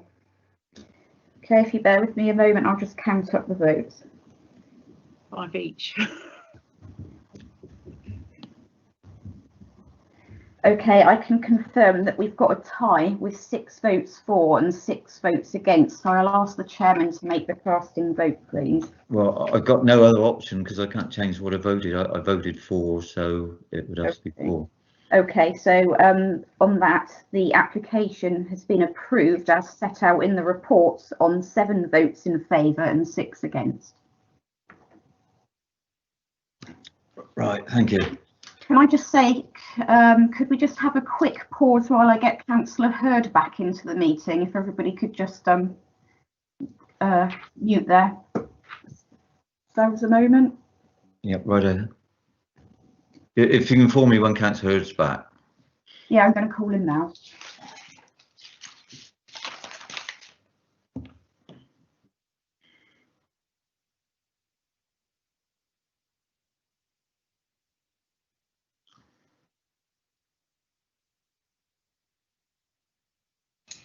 Hello, Chairman. It's Emma Code, meeting producer. Just to say, Councillor Baston, you still have your hand raised.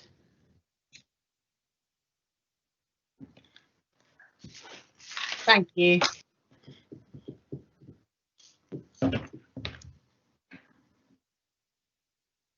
Yeah, is Councillor Hurd back yet? Chair, could I ask, are we going to be having a break? Sorry? Could I ask if we're going to be having a break? It's coming up Well, this over an hour and a half. Well, it's probably an ideal time to do it. So what do you suggest? 10-minute break? Lovely, thank you. Yeah. Chair, could I just say, well, if we do go for a break, that the live stream will continue. So could I ask everybody just to mute their microphones when they're away? Okay then. Thank you. It's Angela from Democratic Services. I've just spoken to Councillor Hurd, who's going to rejoin the meeting. Yeah. Right, thank you.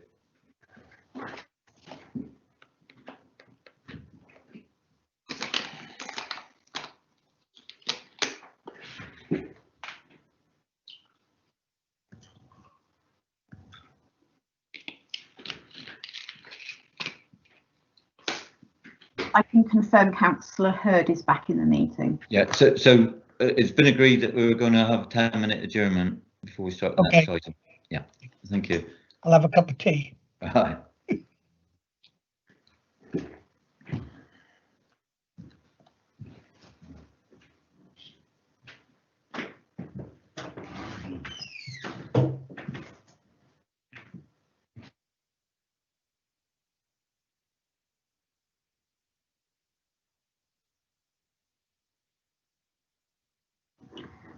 It's Angela from Democratic Services. Councillor Nicholas, are you there?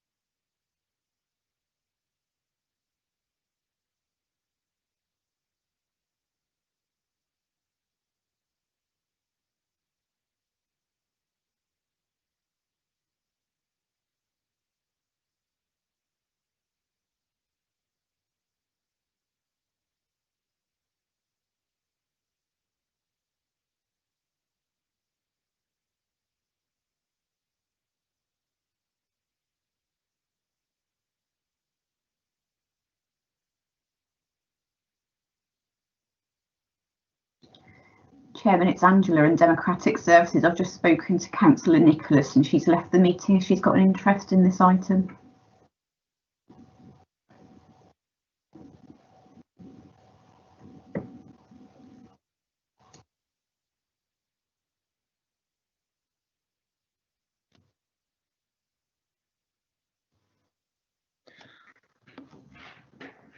Sorry, my microphone is muted then, Angela. If you could let me know when the 10 minutes is up.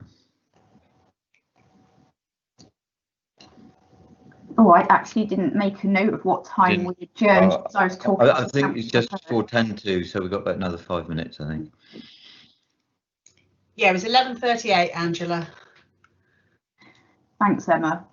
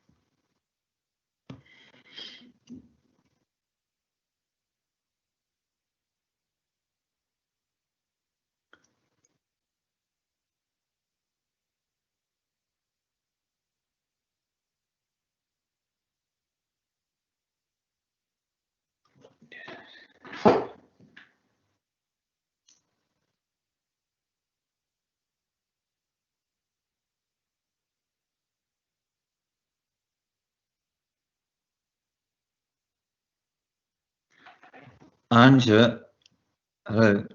Yes. Yeah, I just wondered if you check if everybody's ready, we could kick off if that's okay. Is there anybody still missing? Well, everybody's on, but whether they're sat at their computers. Yeah. Right. Angela, do you want to go through and just do a roll call to make sure everybody is present? Yeah, I can do. Thank you. Councillor Bastin.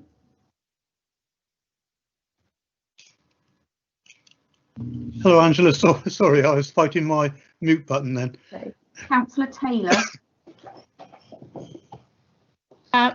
Just come in, so I'm saying yes, I'm here. Thank you. Okay. Councillor Code. Present.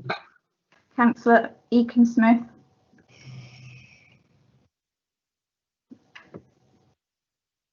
Councillor Eakin-Smith. No, not at the moment. Councillor Harding's obviously there. Councillor Hurd. Yes, I'm here. Councillor Kaczmarek. I'm here. Yep. Councillor Martin. Yes, present. Councillor Pascoe. I'm here. Yep. Councillor Robinson. Yep, I'm here. Councillor John Thomas. Yes, here. And Councillor Mike Thomas. Yes, that was me. I'm sorry about that. That's on okay. my phone. Is the Vice Chairman with us yet? Councillor Eakin-Smith. I think we're just missing the Vice Chairman at the moment.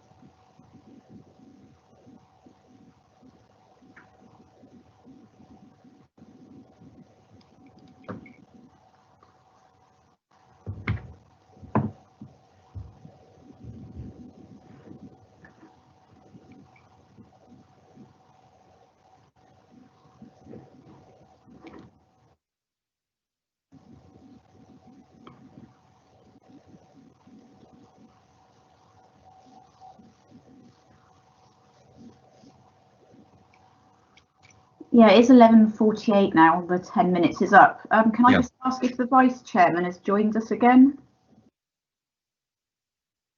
Did you want me to give him a quick call, Chairman? Yeah, perhaps if you could do that. Yeah, but give it another couple of minutes.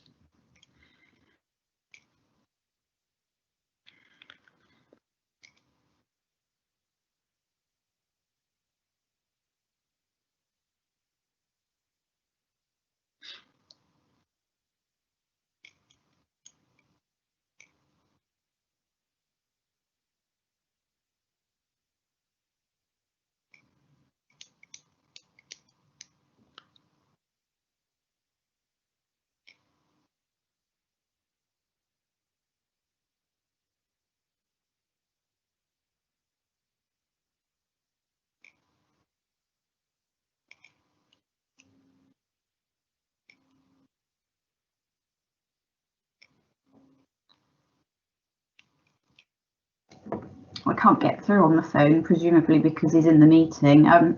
Councillor Eakin-Smith, are you back yet? Yes, Andrew, I am. Lovely. That's Right. everything. Yeah, everybody's here. So we now go on to item 4.2. That's application number PA20/02440. Cornwall Council, Causeway Head Car Park, Causeway Head Penzance, and the report is seen on pages 45 to 80, pages 45 to pages, page 86. And I think Chantal McClellan, are you there, Chantal? I am, thank you, Chair. Yeah, over to you then. Okay, I'm just going to share my presentation with you. Just bear with me 1 second.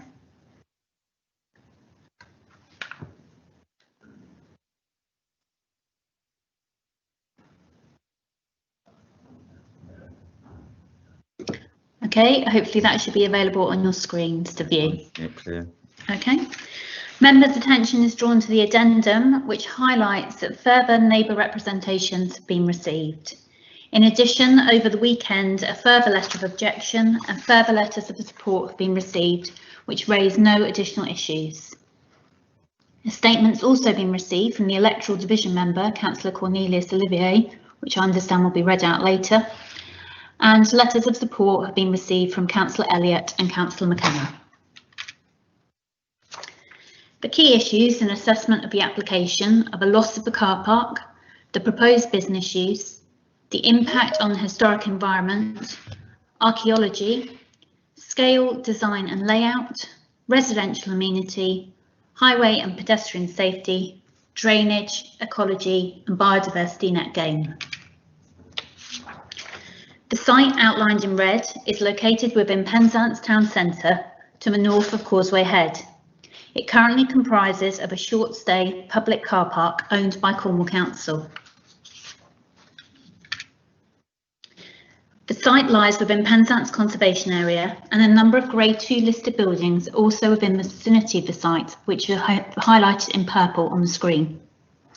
The southern edge of the site is bounded by a car garage and existing retail units with accommodation above, and the western edge of the site is bounded by an access to the garage with St Paul's Church and a residential property further beyond. To the east of the site, this is bounded by Causeway Head, which is a pedestrianised street that hosts a variety of retail outlets, public houses and a cinema. The northern boundary is Clarence Street and St Clair Street, where existing vehicle access to the car park is achieved. There is also a step pedestrian access from Causeway Head. To put the site into context, here's an aerial view. The site is considered as a non-designated heritage asset, as the reservoir, circa 1757, lies under the car park. The site was later used as a cattle market before its former use as a car park. There are a number of historic walls remaining on the site, forming the car park boundary walls. Apart from these historic boundary walls, it's considered the current condition of the site as a car park, finished in tarmac, does not contribute positively to the character of the conservation area. Turning to the plans, this shows the existing site plan. The car park currently provides parking for 30 cars. It's acknowledged that the loss of the car park in the town centre and there has been a number of objections received in this respect.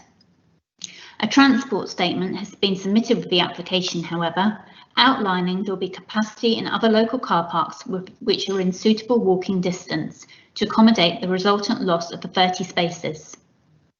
The Council's parking service have also confirmed there's sufficient parking capacity elsewhere in the town in order that the spaces can be absorbed into the wider town car park network. Existing disabled spaces are proposed to be moved to a short stay car park which is shown opposite the site, outlined in blue, and their position is shown on this next slide here. So this slide shows the proposed site plan. The proposal is for a new workspace building designed specifically for small and medium enterprises in the creative industry sector. The proposals include studio spaces which are flexible in layout, along with a large open plan workspace at ground floor and shared WC kitchenette facilities at each floor. A creative workspace demand study has been submitted with the application, which states the creative industries contribute significantly to Cornwall's economy, accounting for 8% of employment in Cornwall. The £5.8 million project, which is European Regional Development funded, should facilitate the creation of up to 42 jobs. The site lies within a sustainable location and significant weight has been given to the social and economic benefits from the redevelopment of this site. This slide shows the existing elevations. The top image is the view from Causeway Head and the bottom image shows views from Clarence Street and St Clair Street. So turning to the proposed elevations. The building is a 3-storey structure broken into 2 blocks connected by a glazed circulation route.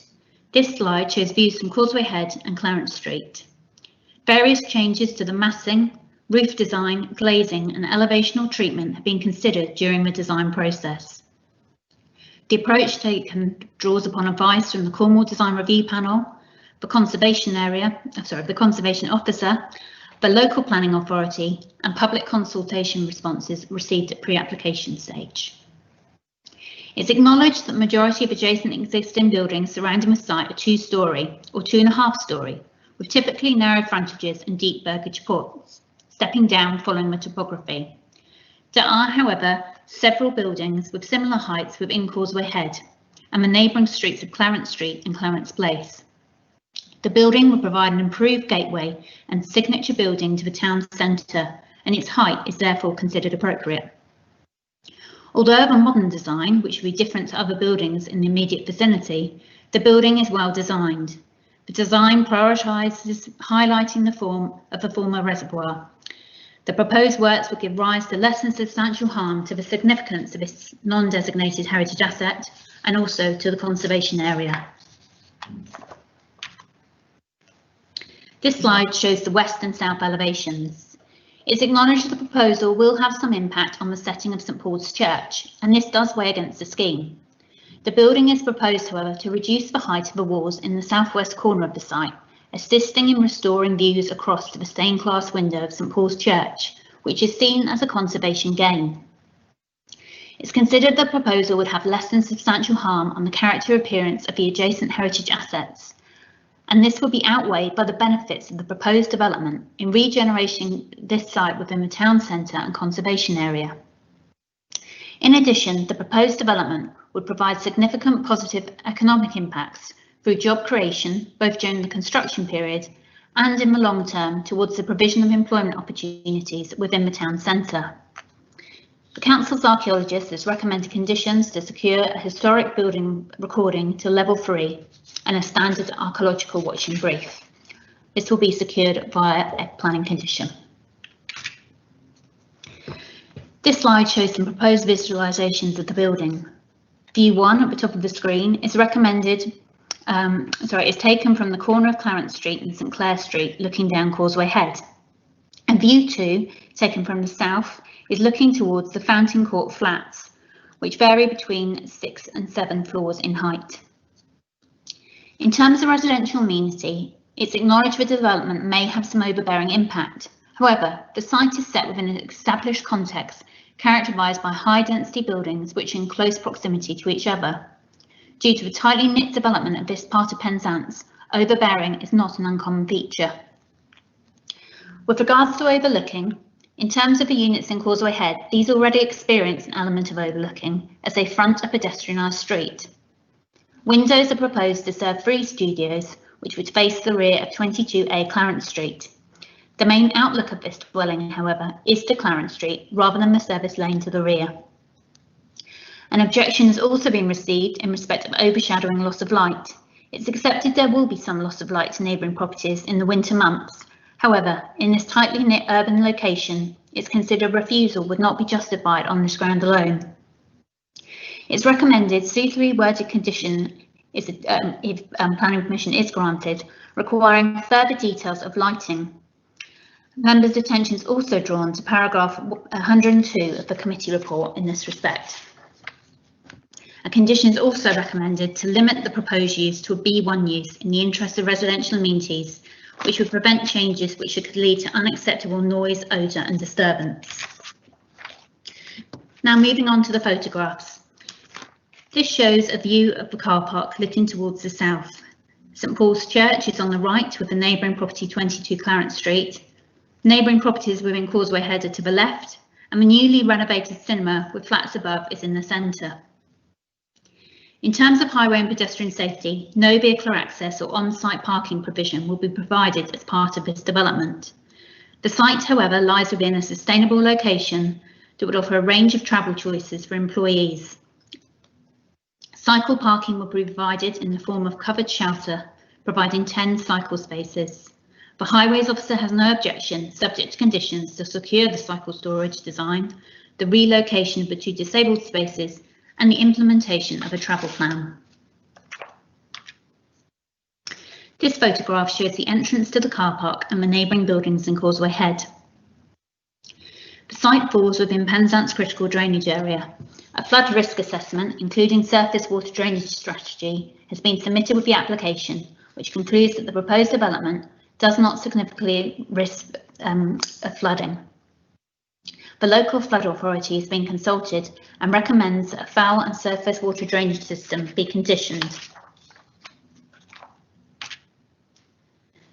This is looking towards the west with St Paul's Church in the background.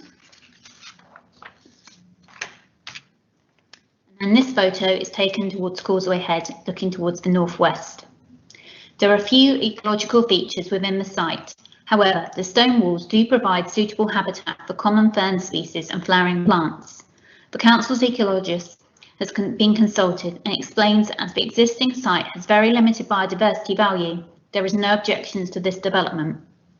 Ecological enhancements, however, are proposed to be secured by a condition which is recommended in relation to the installation of bird and bat boxes.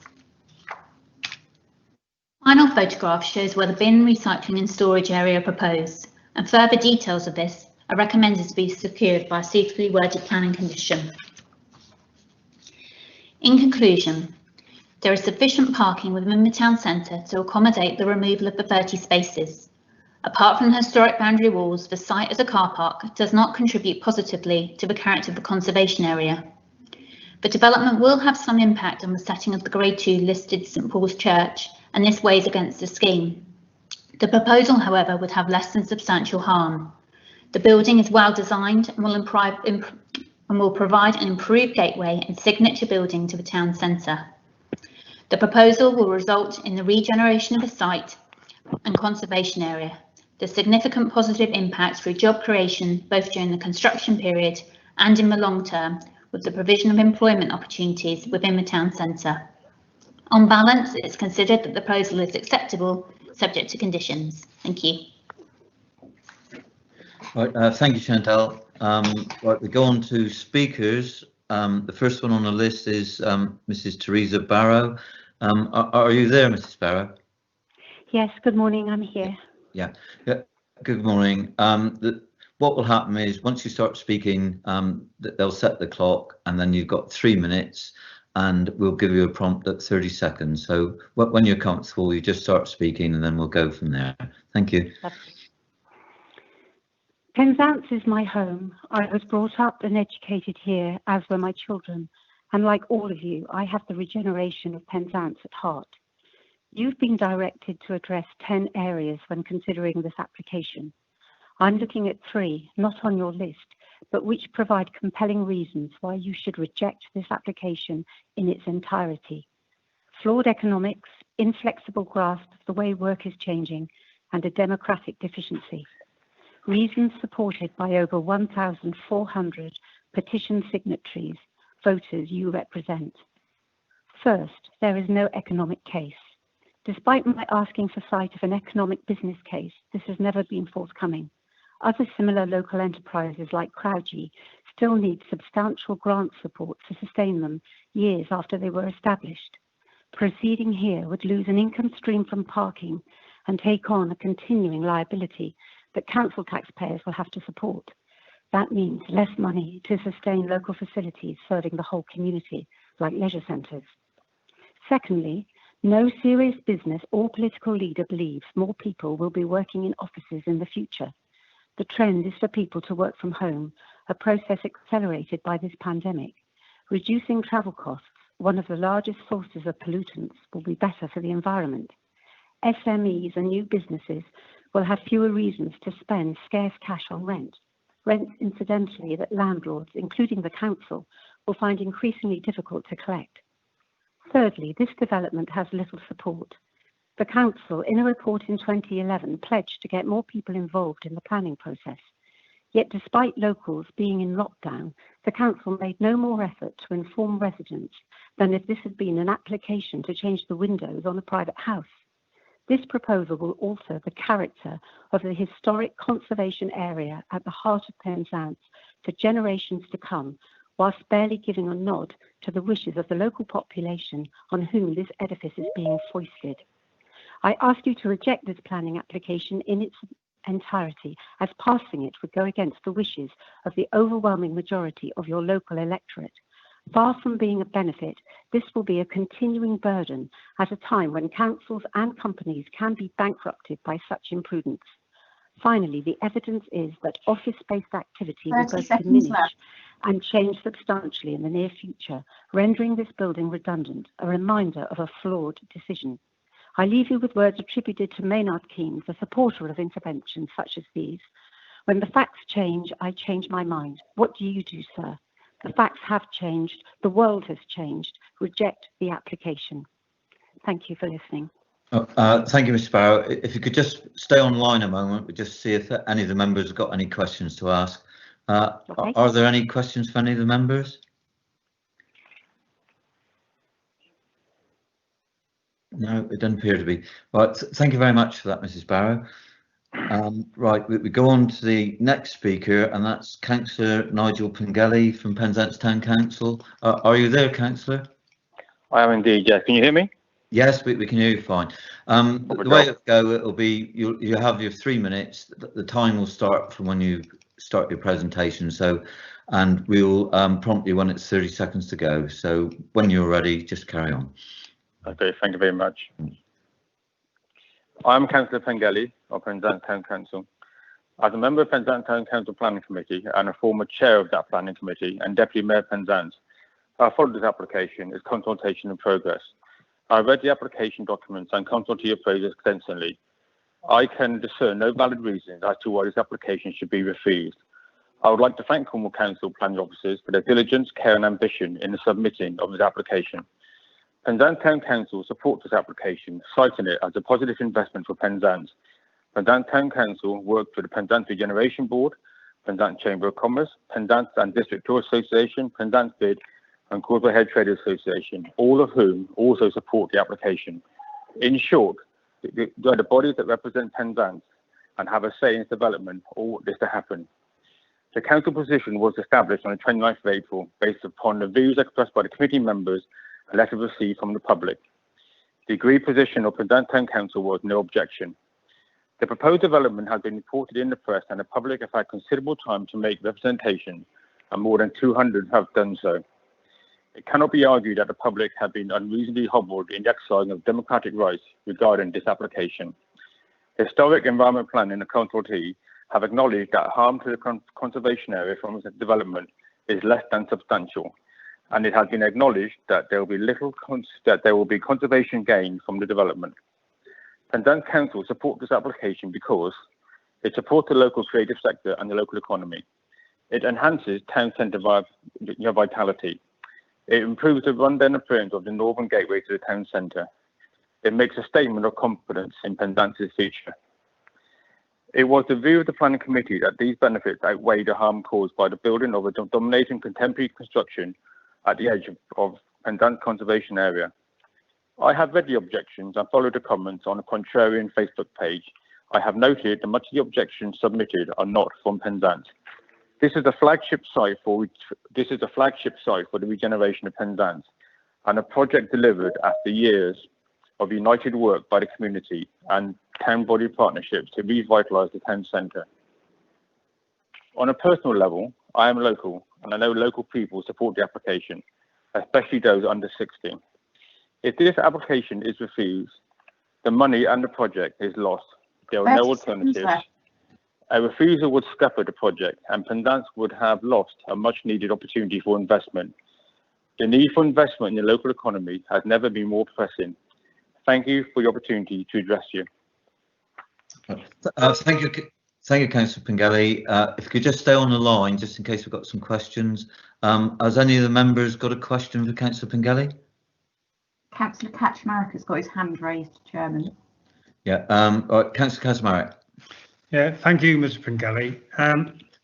Having visited Penzance recently, I noticed there's a large number of shops that are empty in Causeway Head. What's being done to address these empty spaces? So I think after the COVID virus, I think we're going to see more empty shops. So couldn't any of these shops be used for business premises? They can be used for business premises, but not for a development of this kind. None are large enough, none are suitable, some are listed, and also some are simply not, cannot be rented for the purpose that we wish our construction to take place for.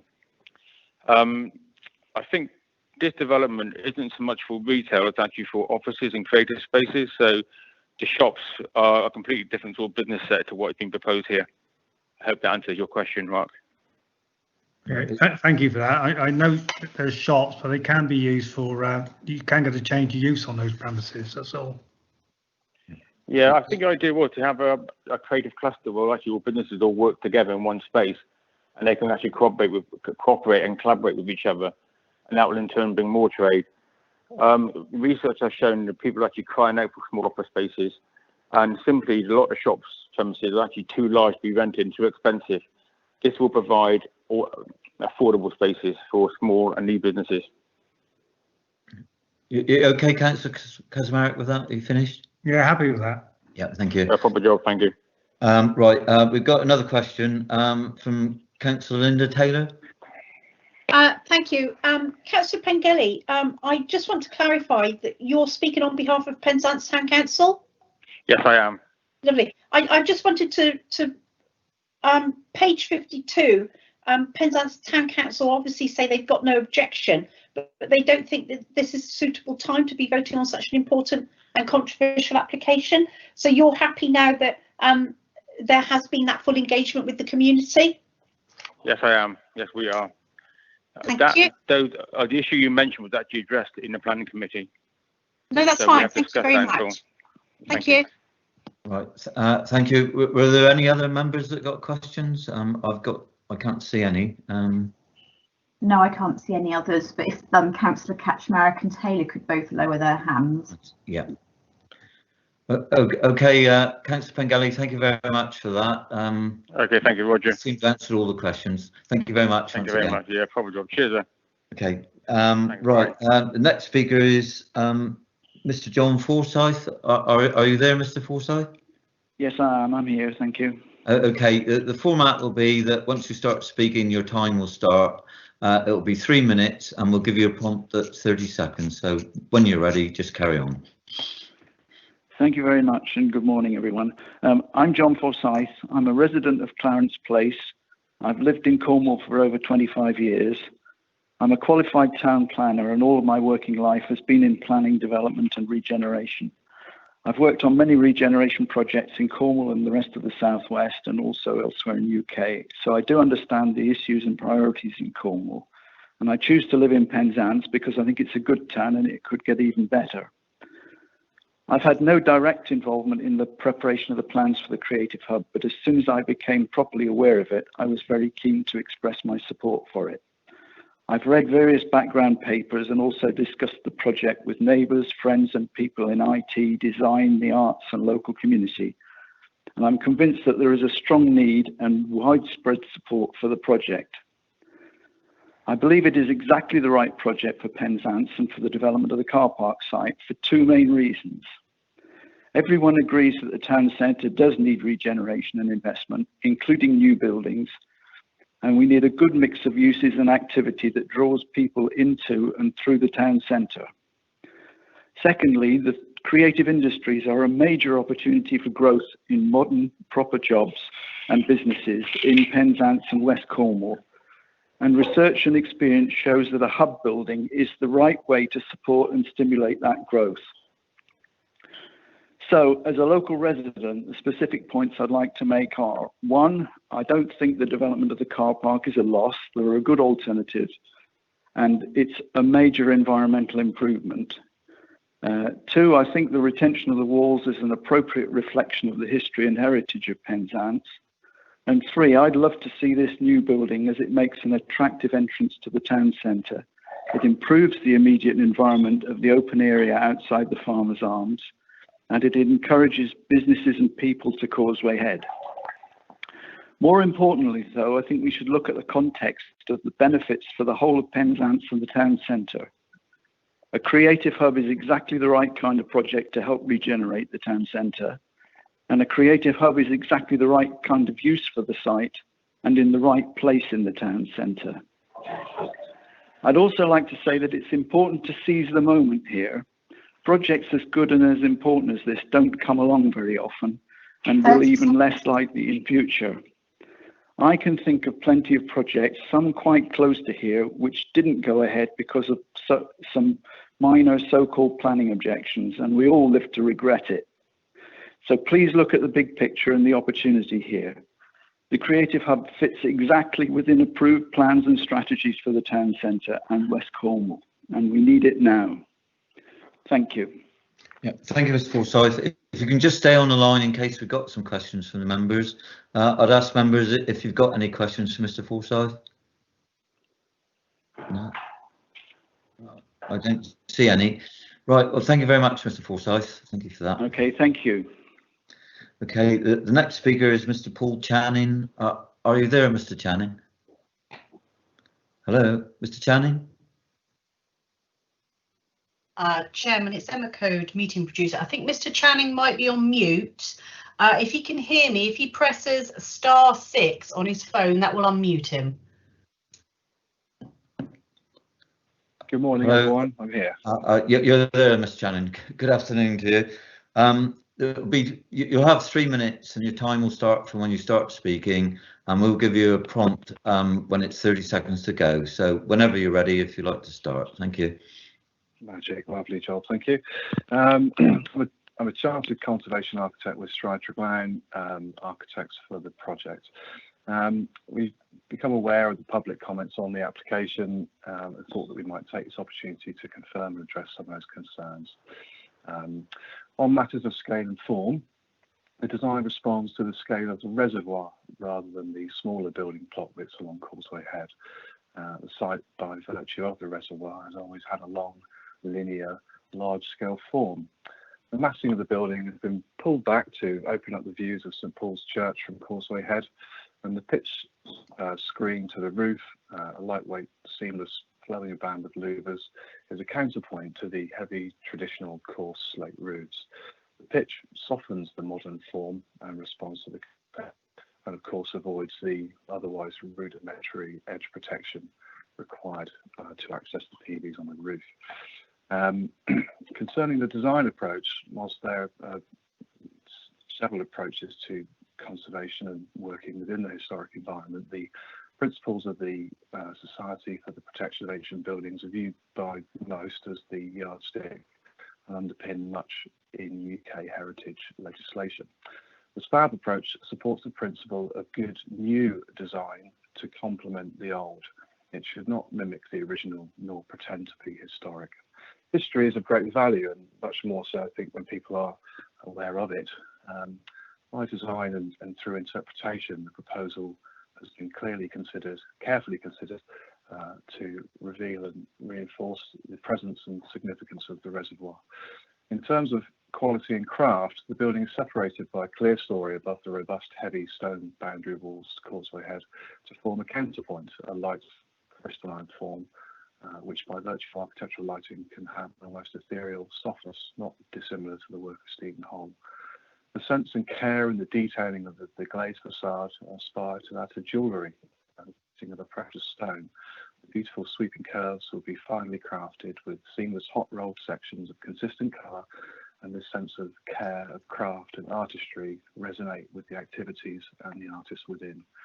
To conclude, our matters to satisfy the National Planning Policy Framework in accordance with paragraph 196 of the 196, beg your pardon, of the NPPF. Overall, the proposed works couldn't serve and enhance the visibility and significance of the reservoir itself, a non-designated heritage asset.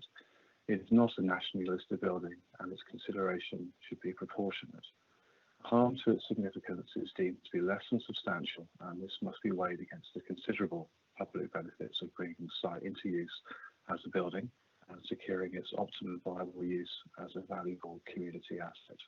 Thank you. Right, thank you, Mr. Channing. If you could just stay on the line in case we've got some questions from the members. Has any member got a question for Mr. Channing? Right, it appears not. Well, thank you very much for that, Mr. Channing. Right, we will now move on to the divisional member. Unfortunately, Councillor Cornelius Olivier, he's got, I think he's had to be readmitted to hospital, but he has made a statement, which I think you're going to read, Angela, is that correct? Yes. Yeah. Over to you then. Okay.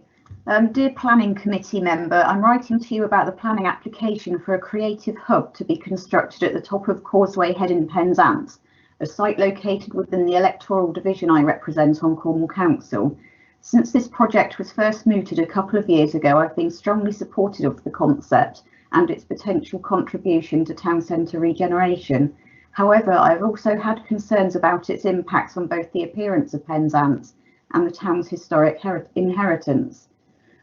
Clustering together various sorts of creatives in one place is a proven mechanism for generating economically productive activity through the exchange of ideas and skills. To spread this proposal over more than one site would reduce its potential for creative interaction. Locating the project in Penzance will generate economic growth and employment in what is one of the poorest towns in the southwest. It is obviously preferable to make use of a car park owned by Cornwall Council. The money and effort that would be expended on acquiring an existing building in different ownership can instead be focused on producing a new build of as high quality as possible.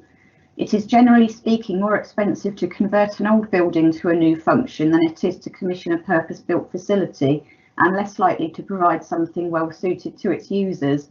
The ambition is for a flourishing creative hub to overspill into currently unused premises as its success is built upon by other investors. It is important to remember that the choice of site for this project was strategic and not opportunistic. This investment is targeting a section of the town centre in need of revival. To simply reinforce relative success would allow the commercial centre of Penzance to contract and fragment when the aim is to regenerate it as a whole.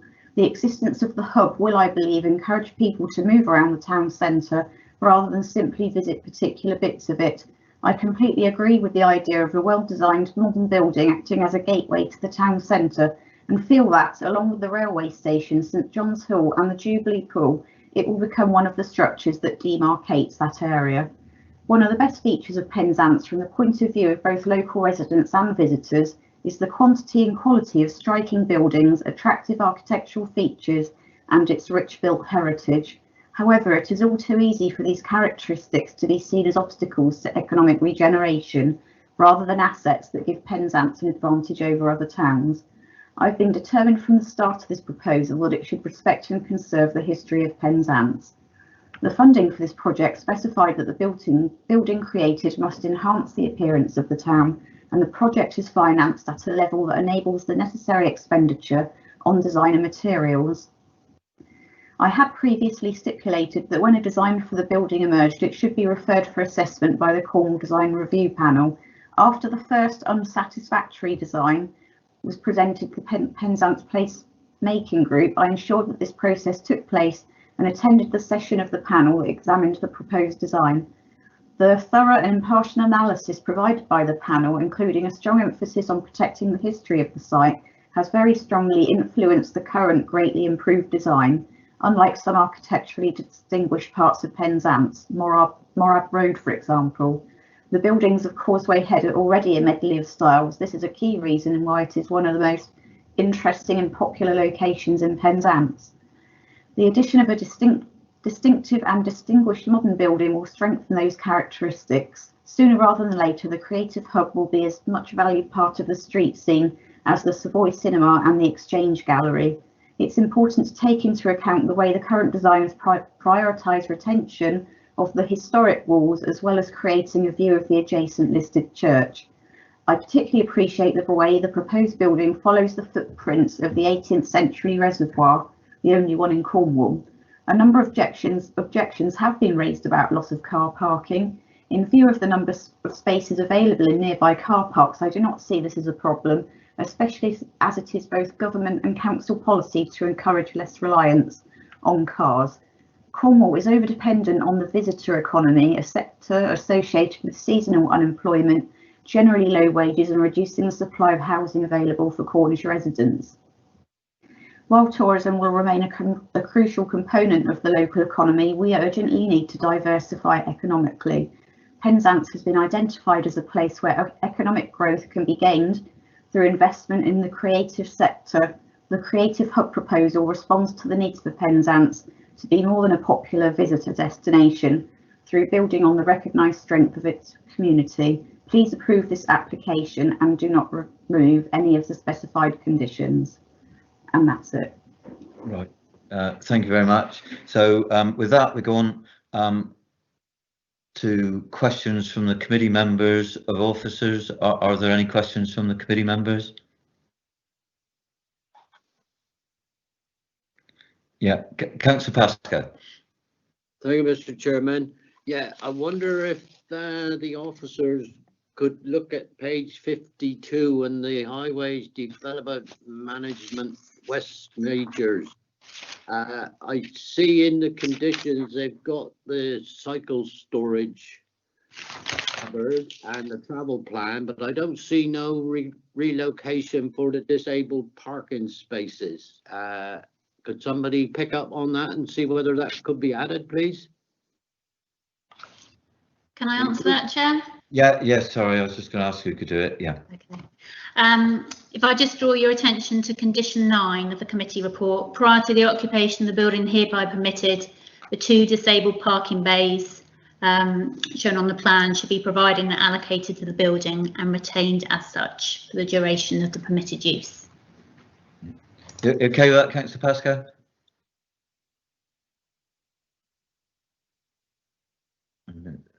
Councillor Pascoe, your microphone is muted.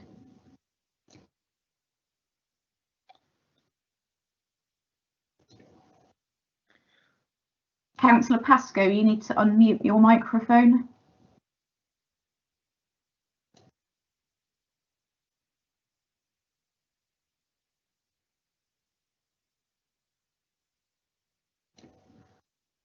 You're still mute. Oh, there we go. That better. Yeah. Yeah, I thank you for that. Yeah. Sorry Okay. for the delay. Yeah, well, thank you. Right, Councillor Robinson. Chair, thank you very much. Yeah, I understand fully that design is a sort of, I suppose, the 2 major points of it are to do with aesthetics and functionality. And I have to say I'm not a particular fan on the outward aesthetics of this particular building. But that being said, I'm also aware that whether Robinson likes a building or not is not a material issue. And indeed, I have supported many modern buildings coming up, but I place a lot of store on what the the design review panel say. And in reading their report of a meeting back in when they met back in December of last year, they actually, in their concluding remarks, they say, "We hope and expect the design to mature significantly and wish you well in tackling that challenge. Suffice to say that if the current proposals did not change significantly, then we would be unlikely to offer our support to any planning application based on the project in the form presented." Now, in the papers, we get a chronology of a whole range of meetings that occurred back through late December, in December, towards the end of 2019, in any case, and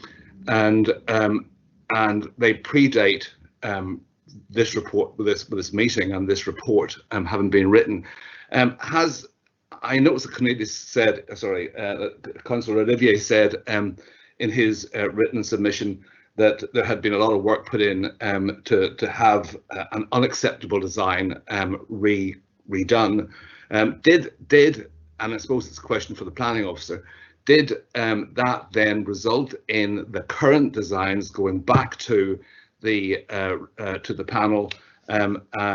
And indeed, they did say in their final concluding remark is they would be happy to review this project again, should that be useful. So is this something that did get the thumb up of that independent panel?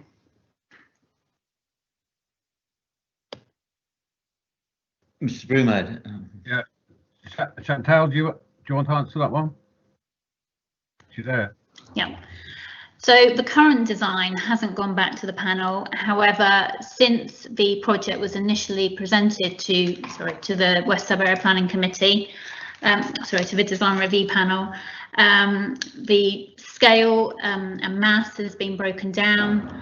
The building has been set back. We've reduced the glazing in the walls. The materials have changed. They were originally too dark. And we've also set back the building from the church. So there has been significant changes since the initial proposal. Thank you. Yeah. Did you want to come back, Councillor Robinson? So I'm struggling with my button, as usual. No, thank you for that. I mean, I realise that must have been the case, but it certainly would have given me much more confidence if we had, as I say, I put great store in their views, and it would have been, I think, quite more clever to actually have put it back to the panel to get the thumbs up from them. But I get it, and it's not necessarily going to affect how I vote on this. Thank you. I don't appear to have any other speakers. Chairman, it's Angela from Democratic Services. Councillor Kaczmarek has his hand up. Yeah, right. Councillor Kaczmarek. Yeah, thank you, Chairman. I notice on page 56, paragraph 25, Cornwall Lead Local Flood Authority, they are objecting to this application. Well, I've gone through the papers and on page 72, I think that's been addressed. So I think that's answered my question. Right, thank you. Were there any other speakers, Angela? No, not that I can see. No. Right. Are there any Cornwall councillors that are not members of the committee that wish to speak or indicated they wish to speak? No. Right. Are any or have any of the officers got further comments to make? Mr. Broomhead? Yeah, thank you, Chairman. Yeah. I'll draw attention to paragraph 1 on page 47. This is the proposal will result in the creation of up to 42 jobs. There's 5.8 million funding, which is significant consideration in support of the proposal. This is reinforced in paragraphs 46 to 52 on pages 60 and 65. We are at extremely difficult times at present, and this is an opportunity that we cannot afford to lose. Failure to support the proposal will lead to a lost opportunity. It is anticipated that due to the construction period, that the economy will be in a far better place when the development is complete, and the need for such space will be a great demand. It has the support of Penzance Town Council, as you've heard, and also the 3 members that cover the Cornwall councillors that cover Penzance area. The less than substantial harm to the conservation area and setting of listed buildings is outweighed by the significant positive economic benefits through job creation, both during construction phase and long term through the provision of employment space and the revitalising this part of Penzance, which in turn will help to support the town's regeneration. Thank you, Chair. Thank you. Any of the other officers, have you got any comments to make, or any issues that was raised during the speakers? No. Right. So with that, we'll actually go into committee now, where I'll be looking for somebody to eventually to make a proposal. So right, over to you, members, committee members.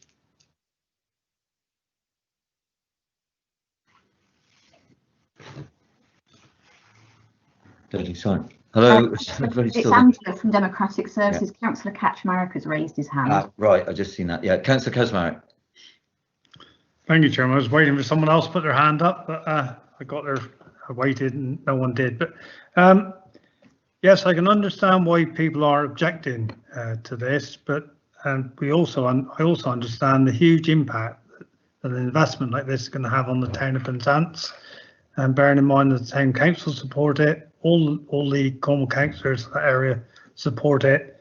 So I would like to approve the recommendation as set out, Chairman. Thank you. So the recommendation as appeared that appears in your agenda, that's been moved. So is there a seconder for that? Councillor Coe? Yes, Chairman. Yes, Chairman, I did have my hand up. Yeah, sorry. Well, that's right. I'm only getting one at a time that comes up, and Councillor Codes is that. But is that Councillor John Thomas? Yes, it is. No, so if you'd like to come in, Councillor Thomas. I'd just like to agree with Mark what he said on that, the regeneration of Penzance Centre. So I'm happy to second the proposal as set out, Chairman. Thank you. Right. So Councillor Code, did you indicate you wanted to speak? Yes, I was going to second it, but as it's seconded, I'm quite happy to go along with the flow. Thank you. Yeah, Councillor Robinson. Yeah, I thought I'd take my hand down because I was going to second it as well. And I think, given the comments that I've made before, the fact that I'm seconding that actually underlines all what was being said by both Marks actually, in terms of the benefits it's likely to bring. So yeah, that's it. I'll be voting for. Chairman, it's Angela from Democratic Services. Councillor Mike Thomas and Linda Taylor also. Yeah, I've got Councillor Linda. I'm only seeing one at a time that comes up here, but I'll go to Councillor Thomas and to Councillor Taylor. Thank you very much, Chair. I'd just like to echo the words of Councillor Thomas and Councillor Kaczmarek. I think it's certainly a planning gain for the area, and I will be supporting it. Thank you. Yeah, right, thank you. Councillor Taylor? Thank you. I was going to support the recommendation. I think it's a huge economic development. I absolutely love the design, so I really want to congratulate the architects on this one, and obviously fully supportive of this. Right, thank you. Were there any other speakers, Angela? Councillor Bass. Oh no, he's lowered his hand now. No, I think that's it. If Councillor John Thomas, Mike Thomas, and Linda Taylor could lower their hands now they've spoken. Yeah, I think that's it. Yeah. So are there any further comments from any members? Anybody that's not spoken? Any contrary views? No. So, but basically, I'll remind you what we said earlier. Is that when you vote, by doing so, you're confirming that you've been present at the virtual meeting for the whole time.